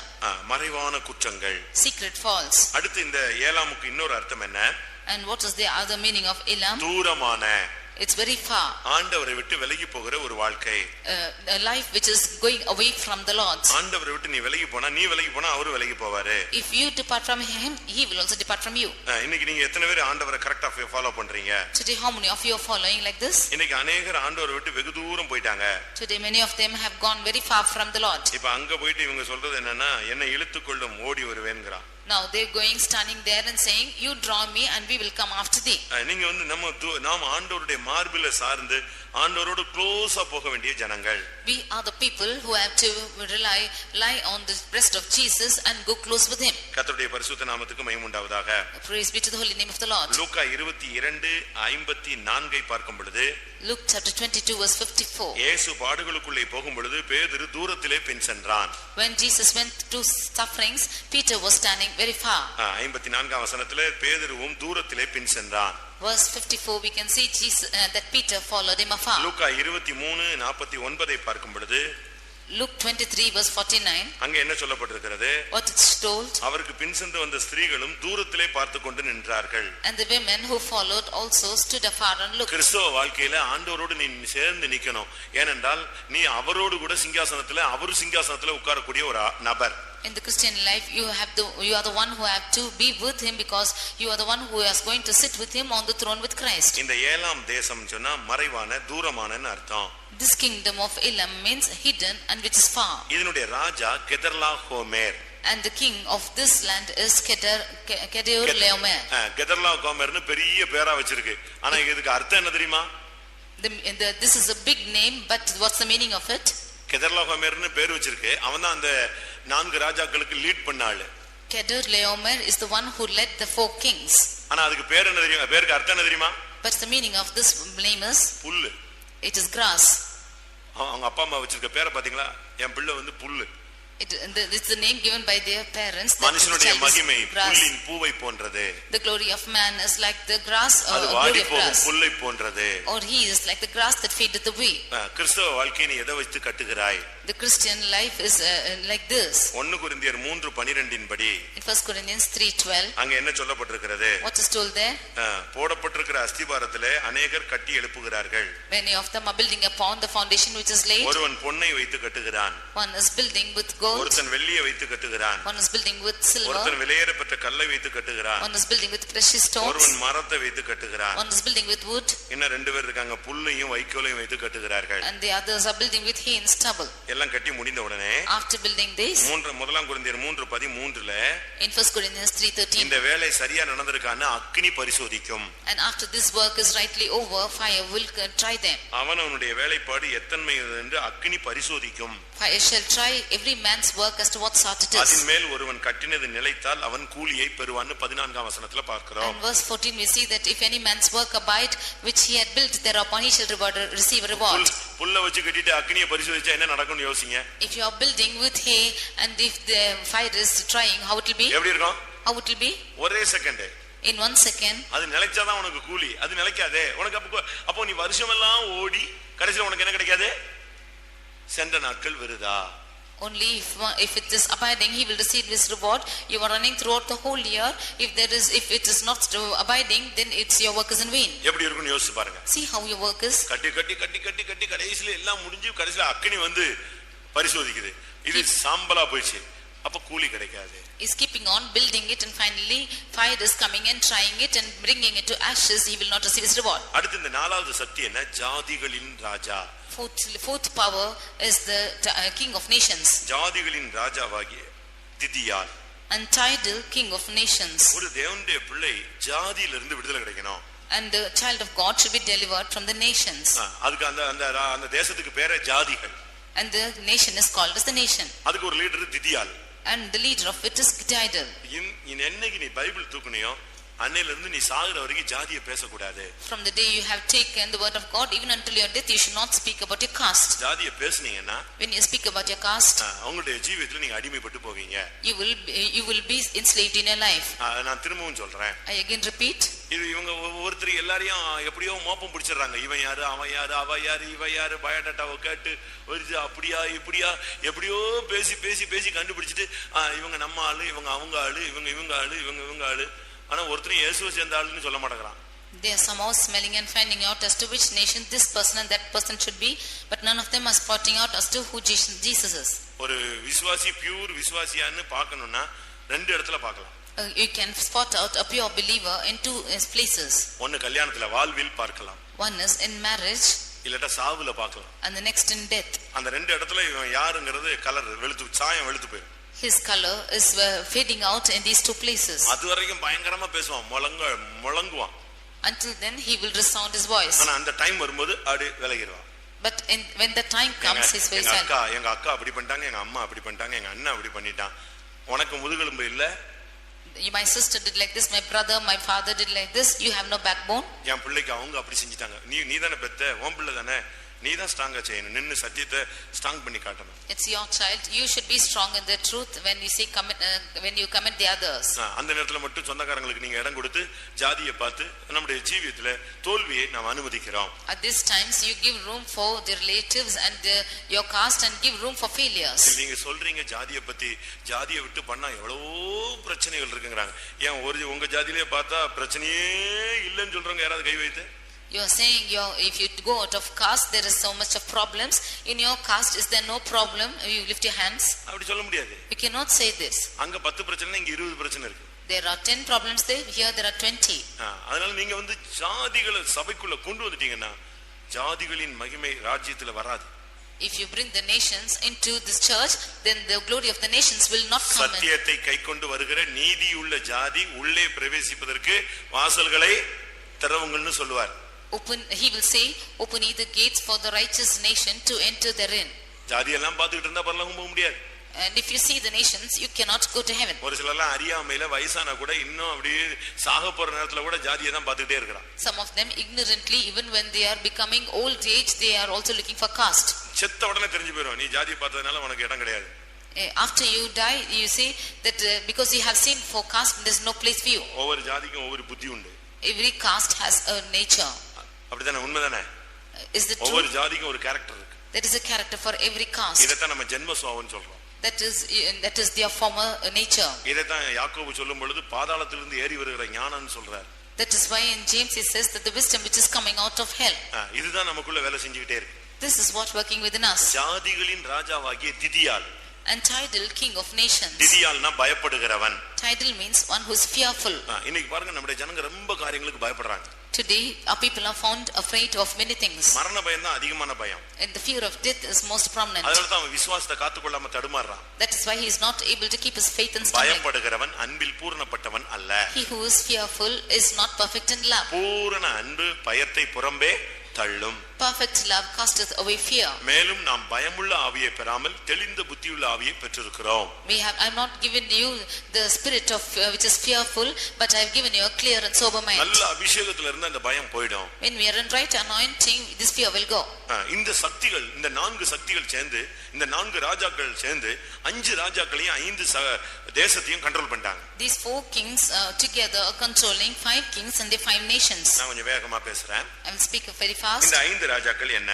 What are these 5 kings? அடுத்து உள்ள 5 தேசங்கள் என்ன? And what are the 5 other nations? சோதோமின் ராஜாவாகிய பேரா.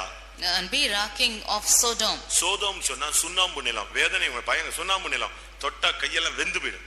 Sodom means the place of full of chalk, and if you should hold it, வேதனை உண்டாக்கும் வாழ்க்கை. And it's a life which is painful. இதத்தான் சங்கீதக்காரன் சொல்லும் பொழுது, when the psalmist sing about வேதனை உண்டாக்கும் வழி என்னிடத்தில் உண்டோ என்று பார்த்து என்னை நித்திய வழியிலே நடத்தும். And search through me if there is anything which is painful, and lead me in life everlasting. சோதோமின் வாழ்க்கை என்பது வேதனை உண்டாக்கும் வாழ்க்கை. The life of Sodom is a painful life. நீங்க நித்திய வழியிலே வாருங்கள். And therefore you leave your வேதனை உண்டாக்கும் வாழ்க்கை வேண்டாம். யாரையும் நீங்க வேதனைப்படுத்தாதீர்கள். You live your life which is painful. Do not pain நீ others. யாரை வேதனைப்படுத்தினாலும் இயேசுவை தான் நீ மறுபடியும் சிலுவையில் அறைந்து வேதனைப்படுத்துகிறாய். If you are causing anybody to pain, then you are crucifying Jesus again on the cross. பேரா, அவனுடைய அந்த ராஜாவுடைய பேர் வந்து பேரா. That king's name was Bera. பேரான்னு சொன்னா தீமையின் மகன். Bera means son of தீமையின் cruelty. ஒரு தேவனுடைய பிள்ளை, evil. And cruelty is the gift of the ஒரு தேவனுடைய பிள்ளை தீமையின் மகனாக இருக்க கூடாது. One child of God should not be the son of cruelty. இன்னொரு விதத்தில் சொல்லப்போனால், and the other was you can say கேட்டின் மகன். He is the one who has to go to இயேசுவோடு 3 வருஷம் ஊழியம் செஞ்சு கடைசில அவனுக்கு கிடைச்ச பேர் என்ன? கேட்டின் மகன், தீமையின் மகன். Finally he is called as the son of cruelty, one who is doing evil. ஒரு தேவனுடைய பிள்ளை கேட்டின் மகனாய் போய் நம்முடைய சுதந்திரத்தை பங்கை நாம் விட்டுவிடக் கூடாது. A child of God should not go as the son of evil and leave the inheritance. நீ வேதனை உண்டாக்கும் வாழ்க்கை வாழ்ந்தால் உன்னுடைய ஜீவிதத்தில் நீ கேட்டின் மகனாய் மாறி போவாய். If you are living a painful life, then you will become a son of evil. ஒரு தேவனுடைய பிள்ளையினுடைய வாழ்க்கையில கேட்டின் சுபாவம் இருக்க கூடாது. ஏனென்றால் அது வந்து மீட்கவே முடியாத ஒரு வாழ்க்கை. In a child of God there should not be evil natures, because that life could not be redeemed. நீ தேவனுக்கு மகன். You are a child of God. நீ தீமைக்கு மகன் அல்ல. You are not a child of evil. அடுத்ததாக Gomorrah. Nextly Gomorrah. Sodom கொமோரான்னு நம்ம ரொம்ப ஈஸியா சொல்லிடுவோம். ரெண்டு தேசங்கள். We have read about Sodom and Gomorrah, both 2 are different nations. கொமோராவின் ராஜாவாகிய Birsa. Birsha, king of Gomorrah. கொமோரான்னு சொன்னா நாசம் அடைந்தவன். Gomorrah means one who has destroyed. ஒரு தேவனுடைய பிள்ளை பணத்தை நம்பும் பொழுது அவன் நாசமாகிறான். When one child of God is seeking for money, then he is destroyed. அப்போஸ்தலர் நடபடிகளிலே சீமோன் என்கிற ஒரு மாயவித்தக்காரன் ரட்சிக்கப்பட்டான். In the Acts of Apostles you can see a Simon who was a magician. மாயவித்தைக்காரன். He was a magician, he was saved. அப்போஸ்தலர் 8ஆம் அதிகாரத்தில் சொல்லப்பட்டிருக்கிறது. It was told in Apostles. அவன் ரட்சிக்கப்பட்ட அந்த காலத்துல அவன் ஞானஸ்நானம் எடுத்த காலத்துல பேதுரு அந்த இடத்துக்கு ஊழியத்துக்கு போனான். He was a sorcerer who was saved, and Peter went there to minister. அந்த பேதுரு போய் எல்லார் மேலயும் கை வச்சு ஜெபிக்கிறார். And Peter went and kept his hands and prayed. அது இவன் பார்த்த உடனே இவனுக்கு ஆச்சரியமா இருந்துச்சு. And when he saw this, he was marveling. உடனே வீட்ல போய் பணத்தை எடுத்துட்டு வந்தான். Immediately he took his money and gave. பணத்தை வந்து பேதுரு கையில கொடுத்தான். And gave the money to Peter.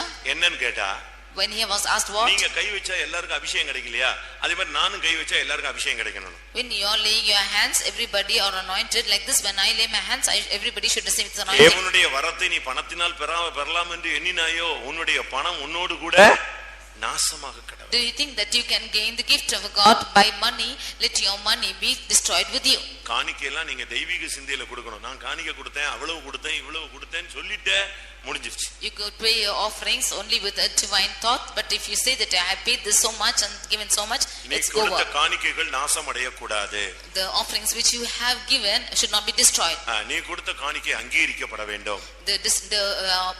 The offering which you have given should be பேதுரு பேசுகிறார், accepted. உன்னுடைய பணம் உன்னோடு கூட நாசமாக கடவது. Peter says, let your money be destroyed along with you. அப்போஸ்தலர் 8:20 இது தெளிவாக சொல்லி இருக்கிறது. In Acts 8:20 it's clearly said, காணிக்கையில யாரையாவது பாக்கெட் பண்ணலாம்னு நினைக்க கூடாது. you should not bargain with your money with of offering. Pentecost மார்க்கம் பணத்தினால் அடிமைப்படுத்தப்பட்ட மார்க்கம் அல்ல. Because this Pentecostal religion is not being captivated by money. விசுவாசிகளும் பணத்துக்கு பின்னால ஓடக்கூடாது.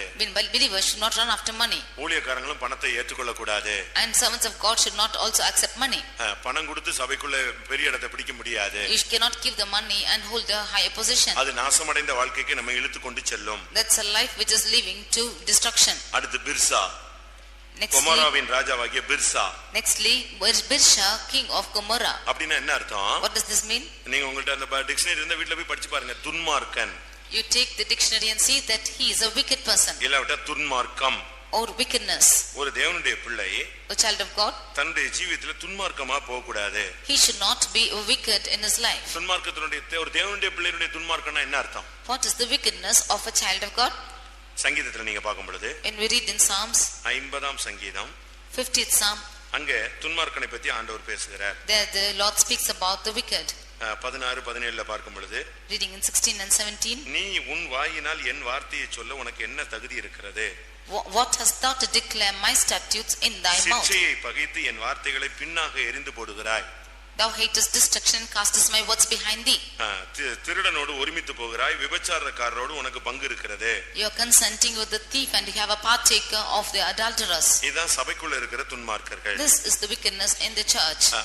பரிசுத்த ஸ்தலத்துக்கு போக்குவரவாய் இருந்த துன்மார்க்கரை நான் கண்டேன் என்று பிரசங்கி சொல்லுகிறார். In Ecclesiastes he says that I see the wicked who are going to and fro to the holy place. மல்கியா 1ஆம் அதிகாரம், in Malachi chapter, மல்கியா 1ஆம் அதிகாரம் chapter 1, அங்கே 4ஆம் வசனத்தை பார்க்கும் பொழுது, verse 4, ஏதோம் இல்லாவிட்டால் ஏசாவை குறித்து பைபிள் சொல்லி இருக்கு, துன்மார்க்கத்தின் எல்லை என்று அவனை குறித்து சொல்லப்பட்டிருக்கிறது. about Edom or Esau the Lord says that he is the limits or boundaries for wickedness. கொமோராவின் ராஜாவாகிய பிர்சான்னு சொன்னா நாசமடைந்த துன்மார்க்க வாழ்க்கை. Birsha, king of Gomorrah, means the life of destruction and filled with wickedness. அடுத்து 3வது ராஜா, and third king, இல்லாவிட்டால் 3வது தேசம், or the third kingdom, அத்மாவின் ராஜாவாகிய சினையாப். Shinab, king of Adma. அத்மான்னு ஒரு ராஜ்யம் இருந்தது. there was a kingdom called Adma. அத்மாவின் ராஜாவாகிய சினையாப். Shinab, king of Adma. அத்மான்னா என்ன தெரியுமா? what is the meaning of Adma? மண்ணுக்குரியன்னு அர்த்தம். one who is belonging to this earth. மண்ணுக்குரிய, பூமிக்குரிய. one who is belonging to this earth. நம்ம பூமிக்குரியவர்கள் அல்ல. we do not belong to this earth. நாம் மண்ணுக்குரியவர்களும் அல்ல. we are not belonging to this mud. நீங்கள் பூமிக்குரியவைகள் அல்ல, மேலானவைகளையே நாடுங்கள் என்று கொலோசியர்ல வாசிக்கிறோம். do not seek for things which is earthly, but seek for things which is above in Colossians. கொலோசியர் 3:1-2 பார்க்கும் பொழுது, Colossians chapter 3 verses 1 and 2 we see, வலது பாரிசத்தில் வீற்றிருக்கும் இடத்திலுள்ள மேலானவைகளை தேடுங்கள். seek for the things which is on the right hand, which is above. பூமியில் உள்ளவைகளை அல்ல. do out of the things on this earth. முதலாம் கொரிந்தியர்ல பார்க்கும் பொழுது, when we read in 1 Corinthians 15ஆம் அதிகாரத்துல chapter 15 48 வசனத்துல 47-48 பார்க்கும் பொழுது, verses 47 and 48, முந்தின மனுஷன் பூமியில் இருந்து உண்டான மண்ணானவன். for the first man is of the earth and is earthy. மண்ணானவன் எப்படிப்பட்டவனோ மண்ணானவர்களும் அப்படிப்பட்டவர்களே. As is the earthy, such are also which are earthy. மண்ணானவனுடைய சாயலை நாம் அணிந்திருக்கிறோம். We are putting on the form of the earthly. நாம் மண்ணுக்குரியவர்கள் அல்ல. But we are not of this earth. அதனால சொல்லிருக்கிறது மண்ணிலிருந்து இரண்டாம் மனுஷன் வானத்திலிருந்து வந்த கர்த்தர். This therefore the second man, which is the Lord God, who is come from this heaven. மண்ணானவன் எப்படிப்பட்டவனோ மண்ணானவர்களும் அப்படிப்பட்டவர்களே. வானத்துக்குரியவர் எப்படிப்பட்டவரோ வானத்துக்குரியவர்களும் அப்படிப்பட்டவர்களே. As is the earthy, such are also that are earthy, as is the heavenly, such are also that are heavenly. இந்த உலகத்துல பிறக்கும் பொழுது மண்ணுக்குரிய சாயலை வந்தோம். கிறிஸ்துவை ஏற்றுக்கொண்ட பிறகு வானவருடைய சாயலை நாம் தரித்திருக்க வேண்டும். We have the born the image of the earthy when we came to this earth, but after coming into Christ we should bear the image of the heavenly. எப்ப பார்த்தாலும் வீடு, மனைவி, பிள்ளை, சொத்து, நிலம், காரு இப்படி மண்ணுக்குரிய காரியங்களையே நம்ம சிந்திக்க கூடாது. பரலோகம், வருகை, நித்தியம், அங்கே உள்ள நித்திய ராஜ்யத்தில் உள்ள மேன்மையான சிங்காசனம், ஆண்டவரோடு வீற்றிருப்பது, ஆண்டவருடைய நாமம் தரிக்கப்பட்டு பரலோகத்தில் ஆண்டவரோடு உலாவுவது, இப்படி நம்முடைய சிந்தையை நாம் கொண்டு வர வேண்டியது அவசியம். We should not think about husband, wife, children and car and houses and so on, but we should think of the God and heavenly things and that with and the throne and the greater things which are kept in bestow for us. சினையாப் அப்படினா திரும்பினான். Shainab means one who is returned. நம்முடைய ஜீவியத்துல திரும்பி பார்க்கிற பழக்கம் இருக்க கூடாது. We should not have a returning part in our life. அது லோத்தின் மனைவியினுடைய ஆவி. That is the spirit of the wife of Lot. திரும்பி பாராதே. Do not turn back. பின்னிட்டு பாராதே. Do not look behind. நீங்க திரும்பி பார்க்கறீங்களா? Are you turning back? கலப்பையின் மேல் கையை வைத்துவிட்டு ஒருவன் பின்னிட்டு திரும்பி பார்த்தால் அவனுடைய தேவனுடைய ராஜ்யத்துக்கு தகுதியுள்ளவன் அல்ல. After one is placing his hand in the fold, if he is turning back, he is not worthy of the Lord. போராட்டம் வரும். You can have struggles. நீ பின்னிட்டு முதுக காட்ட கூடாது. You should not show your back. நீ பின்னிட்டு திரும்பி பார்க்கும்படியாக அழைக்கப்பட்டவன் அல்ல. You are not the one to turn back and see. கர்த்தருடைய பரிசுத்த நாமத்துக்கு மகிமை உண்டாவதாக. Glory be to the holy name of the Lord. அடுத்து செபோயிமின் ராஜாவாகிய செமேபர். Nextly Shemeber, king of Zeboim. கொஞ்சம் வித்தியாசமா பேர் இருக்கும். It's a different name. செபோயிமின் ராஜாவாகிய செமேபர். Shemeber, king of Zeboim. செபோயிம்னா மான் என்று அர்த்தம். Zeboim means deer. ஒரு மனிதன் இந்த உலகத்துல மானை போல வாழ வேண்டும். A man in this world should live as an hart.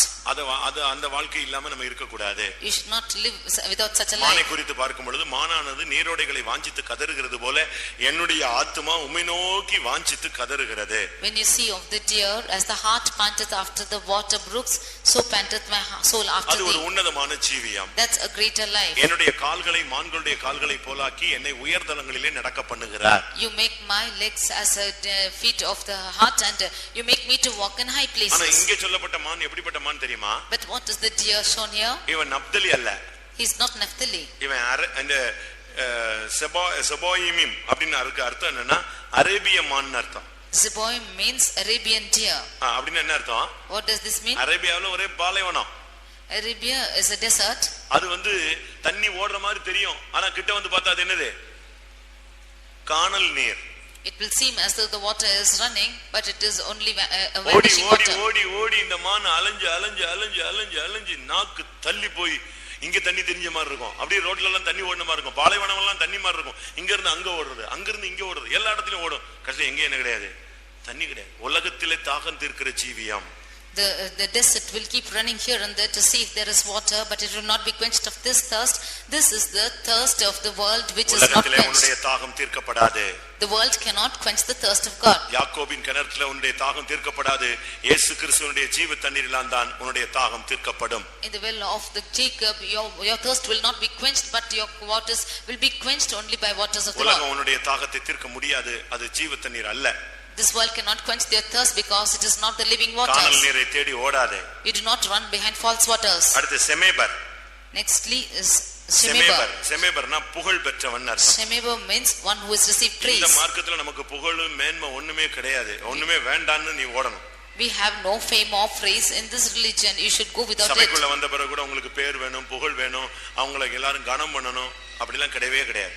After coming into church, you should not have this fame or praise, or others should honor you and so on. உன்னை மறைக்கணும். உன்னை மறைக்க வேண்டும். You should hide yourself. உன்னை வெளிப்படுத்தவே கூடாது. You should not reveal yourself. நம்முடைய கூட்டங்கள்ல பாருங்க போதகருடைய பேர் போடுறது இல்ல. We are not naming the preachers in our meetings. நம்ம கர்த்தர் பேசுறார் அவ்வளவுதான் நம்ம பேசுவோம். The Lord is speaking, that is what we speak. நம்ம புகழை நாடி ஓடக்கூடாது. We should not have the praise in our spirit. காண்பிக்கிறது. What is this show? மனுஷனுக்கு உண்டாகுற புகழ்ச்சி அவனுக்கு அதுதான் அவனுக்கு உள்ள சோதனை. The praise which is coming to man is his temptation. நீ புகழ விரும்பினா நீ சோதனையை விரும்புறேன்னு அர்த்தம். If you desire praise, then you desiring temptations. உன்னை வந்து பயங்கரமா புகழ்வாங்க எல்லாரும். Everybody will come and praise very beautifully. உங்கள மாதிரி பாட்டு பாட முடியாதுமாங்க. Nobody can sing like you. உங்கள மாதிரி பிரசங்கமே பண்ண முடியாதுமாங்க. There's nobody who can preach like you. ஒரு இடத்துல ஒரு பிரசங்கியார் பிரசங்கம் பண்ணினார். One preacher preached in a place. அருமையான பிரசங்கம் முடிச்சிட்டார். He preached well. பிரசங்கம் முடிச்சு போய் அங்க உட்கார்ந்தார். And after the close of the meeting he sat. எப்படா ஆமென் போடுவாங்கன்னு ஒருத்தர் பாத்துக்கிட்டே இருந்தாராம். He was waiting until amen was put on. ஆமென் போட்டு முடிச்ச உடனே after they said amen, இவர் வேகமா வந்தார். he came fast. அருமையா பேசுனீங்க அப்படினு சொன்னார். He said you spoke very beautifully. ஓடி வந்து கை கொடுத்தீங்க அருமையா பேசுனீங்கன்னு சொன்னார். He came, shook his hands and said you spoke well. அப்ப அவர் சொன்னாரா? And then he said நீங்க இரண்டாவது ஆளுன்னு சொன்னாரா? you are the second person. அப்படியே யார் வந்து ஃபர்ஸ்ட் சொன்னது? அதுக்குள்ள வந்து யாராவது உங்களை வாழ்த்திட்டு போய்ட்டாங்களா அப்படினு கேட்டார். Who came so fast, and is there anyone who came before me to appreciate you? ஆமானாரா? He said yes. யாருன்னு? Who is that? பிரசங்கம் முடிச்ச உடனே சாத்தான் வந்து சொன்னான் நீ இன்னைக்கு அருமையா பேசியிருக்கேன்னு சொன்னா நீ இரண்டாவது சாத்தான் நீ வந்திருக்கிற. Immediately after the message was over, Satan came and said that you spoke very well, you are the second Satan. இவங்க எல்லாம் மனுஷனை புகழ்கிறது. These are the ones who are praising people. அதுதான் சோதனையே. That is temptation. கர்த்தர் பேசுவார் அது வேற விஷயம். The Lord will speak, that is different. யாரும் தவறா விளங்கிக் கொள்ள வேண்டாம். You should not understand in a wrong way. ஒண்ணு. But one thing. நீங்க புகழ்ச்சியை விரும்ப கூடாது. You should not desire praise. கர்த்தர் உங்களை கனப்படுத்துவார். The Lord will honor you. கர்த்தர் உங்களை மேன்மைப்படுத்துவார். The Lord will magnify us. ஆனா நம்மளே நம்மை உயர்த்தணும்னு நினைச்சிட்டு நான் சொல்ல கூடாது. But we should not exalt ourselves and say that I am. கடைசியாக Finally, பேலாவின் ராஜாவாகிய சோவாரின் ராஜாவாகிய Bela. King of Bela, which is Zoar. அப்படிதானே? சோவார் என்னும் பேலாவின் ராஜா. And king of Bela, which is Zoar. அந்த ஊருக்கு பேர் வந்து சோவார். That place is called Zoar. சோவார்னா லோத்து கேக்குறான் நான் அந்த சோவார்ல போய் தப்பிட்டு போயிட்டுமா அப்படினு கேக்குறான். Zoar means Lot is asking whether he can go and escape into the Zoar. அது ஒரு சின்ன ஊரு. That's a small place. Actually அதுவும் ஜட்ஜ்மென்ட்க்கு நியமிக்கப்பட்ட இடம். But that is also a place determined for judgment. இவன் போய் நான் அங்க போறேன்னு சொன்னதனால கர்த்தர் சொன்னார் சரி நான் அத உனக்காக அக்கினில இருந்து என்ன செய்றேன் தப்புவிக்கிறேன். When he said that he is going into that place, the Lord said all right, I will relieve that city. அந்த இடத்துக்கு தான் லோத் தப்பி போனான். It was to that place that Lot escaped. நியாய தீர்ப்புக்கு தப்புவிக்கப்படுகிற ஜீவிய நமக்கு வேணும். We should have a life to escape judgment. Last மினிட்ல தப்புவிக்கப்பட்ட ஒரு இடம் தான் சோவார். The place which was the last minute escape judgment is Zoar. ஜட்ஜ்மென்ட்ல போய் சிக்கிடாதீங்க யாருமே. Do not think about this judgment. சோவாரின் ராஜாவாகிய Bela. And king of Bela, which is Zoar. பேலான்னா என்ன அர்த்தம் தெரியுமா? What is the meaning of Bela? Bela அப்படினு சொன்னா பெருந்தீனின்னு அர்த்தம். Bela means one who is a surfeiter. ஒரு தேவனுடைய பிள்ளை வந்து பெருந்தீனிக்காரனா இருக்க கூடாது. A child of God should not be surfeiting. பெருந்தீனிக்காரன் தரித்திரனாய் மாறுவான். A surfeiter will become a poor person. நம்முடைய ஜீவிதத்துல பெருந்தீனி இருக்க கூடாது. We should not be surfeiting in our lives. இல்லாத வியாதி எல்லாம் மொத்தமா வந்து நம்ம மேல ஏறி உட்கார்ந்துக்கும். Or every sickness or disease will come and sit upon us. ஒரு தேவனுடைய பிள்ளை ஆகாரத்தை ஜெயித்தவனாக இருக்க வேண்டும். A child of God should overcome his food. சாப்பாட்டை ஜெயிச்சிட்டீங்களா? Have you overcome food? சாப்பாட்டை ஜெயிச்சவங்க எத்தனை பேர் நம்முடைய சபையில இருக்காங்க? How many of them have overcome food in our church? ஒரு தேவனுடைய பிள்ளைங்கிறவன் அவன் ஆகாரத்தை ஜெயிக்கணும். A child of God should overcome his food. சாப்பாட்டுல கூட ஒரு பிரதிஷ்டை இருக்கணும். There should be consecration in eating too. நாம அதை விட்டுட்டு நல்லா சாப்பிட்டு நம்முடைய ஜீவியத்தை கெடுத்துற கூடாது. Leaving this eating a lot, we should not spoil our lives. நம்முடைய பெருந்தீனிக்காரர்களாக நாம மாறி விட கூடாது. We should not be surfeiters. பெருந்தீனி நம்முடைய ஜீவியத்துல பெரிய நஷ்டத்தை கொண்டு வந்துரும். Surfeiting will cause a great loss in our life. உங்களுடைய இருதயம் பெருந்தீனியினால் பாரமடையாமல் இருப்பதாக. Let not your heart be overburdened with surfeiting. இயேசு அழகாக இந்த வார்த்தையை சொன்னார். Jesus spoke this word. உங்களுடைய இருதயம் பெருந்தீனியினால் நெருக்கப்படக்கூடாது. Let not your heart be overburdened with surfeiting. நம்ம சாப்பாட்டை ஜெயிக்கணும். We should overcome eating. ஒரு தேவனுடைய பிள்ளை சாப்பாட்டை ஜெயிக்க வேண்டியது அவசியம். A child of God should overcome eating and he should overcome his food. சரியான உபவாசம் இருக்கணும். He should take fasting. எத்தனை உபவாசத்தை நஷ்டப்படுத்திட்டீங்கன்னு பாருங்க. See how many fastings you have lost. இந்த 9 வல்லமைகளையும் ஆபிரகாம் ஜெயித்து வந்து நின்றான். Abraham overcame all these 9 powers and stood. இதை ஜெயிச்சிட்டு ரிட்டர்ன் ஆகி வரும் பொழுது யார் வரா? மெல்கிசேதேக் வரா. When he returned back after overcoming, Melchizedek came. மெல்கிசேதேக்கு தேவனுடைய ஆசாரியன் இவனுக்கு அப்பமும் திராட்சரசமும் கொடுக்கறான். Melchizedek, the priest of God, is bringing him bread and wine. இவன் அந்த மெல்கிசேதேக் இவனை ஆசீர்வதிக்கிறான். And the Melchizedek is blessing him. உடனே ஆபிரகாம் அவனுக்கு தசமபாகம் கொடுக்கறான். Immediately Abraham is giving him tithes. சாதாரணமா இருந்த மனுஷன், He was an ordinary man. 5 ராஜாக்களை ஜெயிக்கிறான். He is overcoming 5 kings. 4 ராஜாக்களை ஜெயிக்கிறான். He is overcoming 4 kings. 5 ராஜாக்களை மீட்டுக் கொள்கிறான். And redeeming 5 kings. மெல்கிசேதேக்கால் சந்திக்கப்படுகிறான். And he is met of Melchizedek. அப்பமும் திராட்சரசமும் கிடைக்கிறது. And he is getting bread and wine. ஆசீர்வாதம் கிடைக்கிறது. He is getting the blessings. தசமபாகம் கொடுக்கறான். He is giving tithes. இதெல்லாம் நல்லா முடிஞ்சிருச்சு. And everything was over. ராபோஜனை எடுத்து முடிஞ்ச உடனே சோதோமின் ராஜா வந்தான். After he took the communion, the king of Sodom came. எப்படி இருக்கும்? How it will be? ராபோஜனை முடிஞ்சிருச்சு, ஆசீர்வாதம் முடிஞ்சிருச்சு, தசமபாகம் எல்லாம் கொடுத்துச்சு, எழுப்புதல் நடந்து முடிஞ்ச உடனே சோதோமின் ராஜா வந்து நச்சுன்னு நின்னான். கரெக்ட்டா நீ பாரு. And the communion was over, and he gave tithes. He was blessed, and the kings of the king. எல்லாத்தையும் எடுத்துக்கொள்ளும். You take of everything. எனக்கு ஒண்ணுமே வேண்டாம், எல்லாத்தையும் நீங்க எடுத்துக்கங்க. I don't want anything. You take everything. நீங்க என்ன செய்வீங்க? What will you say? ராபோஜனை எடுத்த பிறகு பிசாசு வந்து எல்லாத்தையும் நீ வச்சுக்கோன்னு சொன்னா நீங்க என்ன சொல்லுவீங்க? சோத்திரம் சோத்திரம், இன்னொரு 3 மாசம் கழிச்சு பாத்துக்கலாம், அது வரைக்கும் வண்டி ஓட்டிடலாம்னு பாப்பீங்களா? After the communion, if Satan comes and asks you anything, will you say after 3 months let us look into it? அப்பதான் அவன் சொன்னான் சோதோமின் ராஜாவை பார்த்து, ஒண்ணு கூட நான் தொட மாட்டேன். Looking into the king of Sodom, he said, I will not touch anything. அதுதான் இந்த பைபிள் ஸ்டடியோட ஹிட் பாயிண்டே அதுதான். This is the important point of Bible study. ஆதியாகமம் 14ஆம் அதிகாரம் Genesis chapter 4. 22, 23, 21 இருந்து அவன் சொல்றான், பொருட்களை எல்லாம் நீர் எடுத்துக்கொள்ளும். From verse 21 he is telling, you take your goods. அவன் சொல்றான், ஒரு பாதரட்சியின் வாரை கூட நான் தொட மாட்டேன். I will not take the thread even to a பூமியுடைய தேவனுக்கு முன்பாக என் கைகளை உயர்த்துகிறேன். I lift up my hand unto the Lord the Most High God. நான் சோதோமை தொட மாட்டேன். I will not touch anything. என் கையை உயர்த்துறேன். இனிமே நான் வந்து ராபோஜனை எடுத்துட்டேன், அப்பவும் திராட்சரசமும் புசிச்சாச்சு, குடிச்சாச்சு, தசமபாகம் கொடுத்துட்டேன், நான் ஜெயிச்சிட்டேன், இனி அதை தொடவே மாட்டேன். I have taken communion, I have received the blessing, I have given tithes, and I have overcome. I will never more touch it. ஆனா லோத் என்ன பண்ணான் தெரியுமா? And லோத் என்ன பண்ணான் தெரியுமா? what did Lot do? திரும்பி ரிவர்ஸ் கியர் போட்டு எங்க போய் சேர்ந்துட்டான்? அதே சோதோம்ல போய் உள்ள உட்கார்ந்தான். He again put his reverse and went back to Sodom. நீங்கள் ஜெயித்த விசுவாசிகளா, தோற்று போகிற விசுவாசிகளா? Are you the believers who are overcomers or the ones who நீங்க are failing? ஆபிரகாமா Lodha? Are you Abraham or Lot? பிசாசு மறுபடியும் உனக்கு வந்து உலகத்தின் மகிமையை காண்பிப்பான், உலகத்தின் புகழை காண்பிப்பான், உலகத்தின் ஆடம்பரங்களையும் ஐஸ்வரியங்களையும் காண்பிப்பான். கர்த்தருடைய பந்தியில பங்கெடுத்த பிறகு நீ உலகத்தை திரும்பி பார்க்க கூடாது.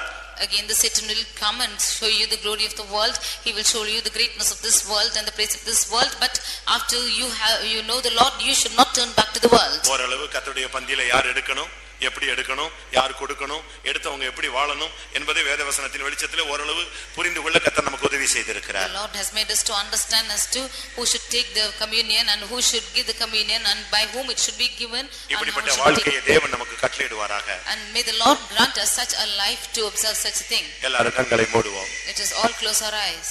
கர்த்தர் நம்மை ஜெயிக்க வைக்கிறது மாத்திரமல்ல, நம்முடைய ஜெயமான வாழ்க்கையை தொடர வைக்கும்படியாகவும் வாஞ்சிக்கிறார். The Lord is not only making us to overcome, he is making us to continue in that overcoming life. எல்லாரும் கண்களை மூடி ஒப்பு கொடுப்போம். For 2 minutes let us close our eyes and eat. ஆண்டவரே, நான் கர்த்தருடைய பந்தியில பங்கெடுக்க வாஞ்சிக்கிறேன். Lord, I want to take part in the Lord's table. இவ்வளவு ஆழம் என்று எனக்கு தெரியாது. I do not know it has so much of depth. இவ்வளவு ஆழத்தில் என்னால் போகவும் பயணப்படவும் முடியாது. And I am not able to go into such a depth too. ஆனால் நீர் என்னை ஜெயிக்க வைத்தால், But if you are making me to overcome, நான் இதை கடந்து போவேன். I will cross through it. உம்மாலே இந்த மதிலை நான் தாண்டி போவேன். By thee I will cross leap over the walls. சத்தியத்திலே பலப்படுத்தும் ஆண்டவரே. You help me to strengthen me in நான் it. ஜெயிக்க வாஞ்சிக்கிறேன். And I want to overcome. இனி எனக்கு சோதம் வேண்டாம். I do not want Sodom anymore. நான் உம்மை மாத்திரம் நோக்கி வருகிறேன். I am looking unto you alone. இந்த பயணத்துல நான் எங்கேயும் தடைபட விரும்பவில்லை. In this journey I do not want to be hindered. இந்த பயணத்துல உம்மோடு சேர்ந்து இந்த பயணத்தை பூர்ணமடைய விரும்புகிறேன். In this journey along with you I want to be perfect. தேவரீர் எனக்கு உதவி செய்யும். Lord, help me. ஆமென். எல்லாரும் கண்களை மூடி கேட்கலாம். கர்த்தர் நம்மை பலப்படுத்தட்டும். Let us all close our eyes. Let the Lord strengthen us. Praise the Lord. Praise the Lord. Praise the Lord. Hallelujah. Rikadabalam tikadabalatidaba. Hallelujah. Rikadabalam tidibikadabakatidibia. Praise you God. Praise you God. Rikadabalam tidibikadabakadabakatira. ஆமென். அன்றைக்கு ஆபிரகாமுக்கு அந்த 318 பேர் உதவி செய்தார்கள். அந்த ஆனேர், மம்ரே, எஸ்கோல் உதவி செய்தார்கள். ஹல்லேலூயா. நீ தனித்து நின்று உன்னால் முடியாவிட்டாலும் கர்த்தருடைய கிருபையை கேள், கர்த்தருடைய வல்லமையை கேள், கர்த்தருடைய சத்தியத்தை கேள். ஹல்லேலூயா. ஆவியானவர் உனக்கு ஜெயிக்க வைக்க உதவி செய்வார். இனி சோதோமை நீ தொடக்கூடாது. ஹல்லேலூயா. ஆமென். நான் ஜெயிப்பேன், ஜெயிக்க வேண்டும் அப்படி சொல்றவங்க கர்த்தருடைய கிருபையை கேளுங்க. ஹல்லேலூயா, ஹல்லேலூயா, ஹல்லேலூயா. இபிடாபாலா திடுபிகடாபாலா திடாபாலியா.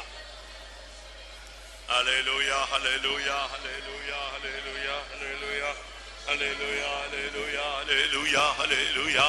ஆமென், ஆமென், ஆமென். இடாபாலா திடாபானியா. ஆமென், ஆமென், ஆமென், ஆமென், ஆமென், ஆமென், ஆமென். ஆபிரகாமை ஜெயிக்க வைத்தவர் என்னையும் ஜெயிக்க வையும் ஆண்டவரே. ஹல்லேலூயா, ஹல்லேலூயா. ஆபிரகாமை ஆசீர்வதித்தவர் என்னையும் ஆசீர்வதியும் ஆண்டவரே.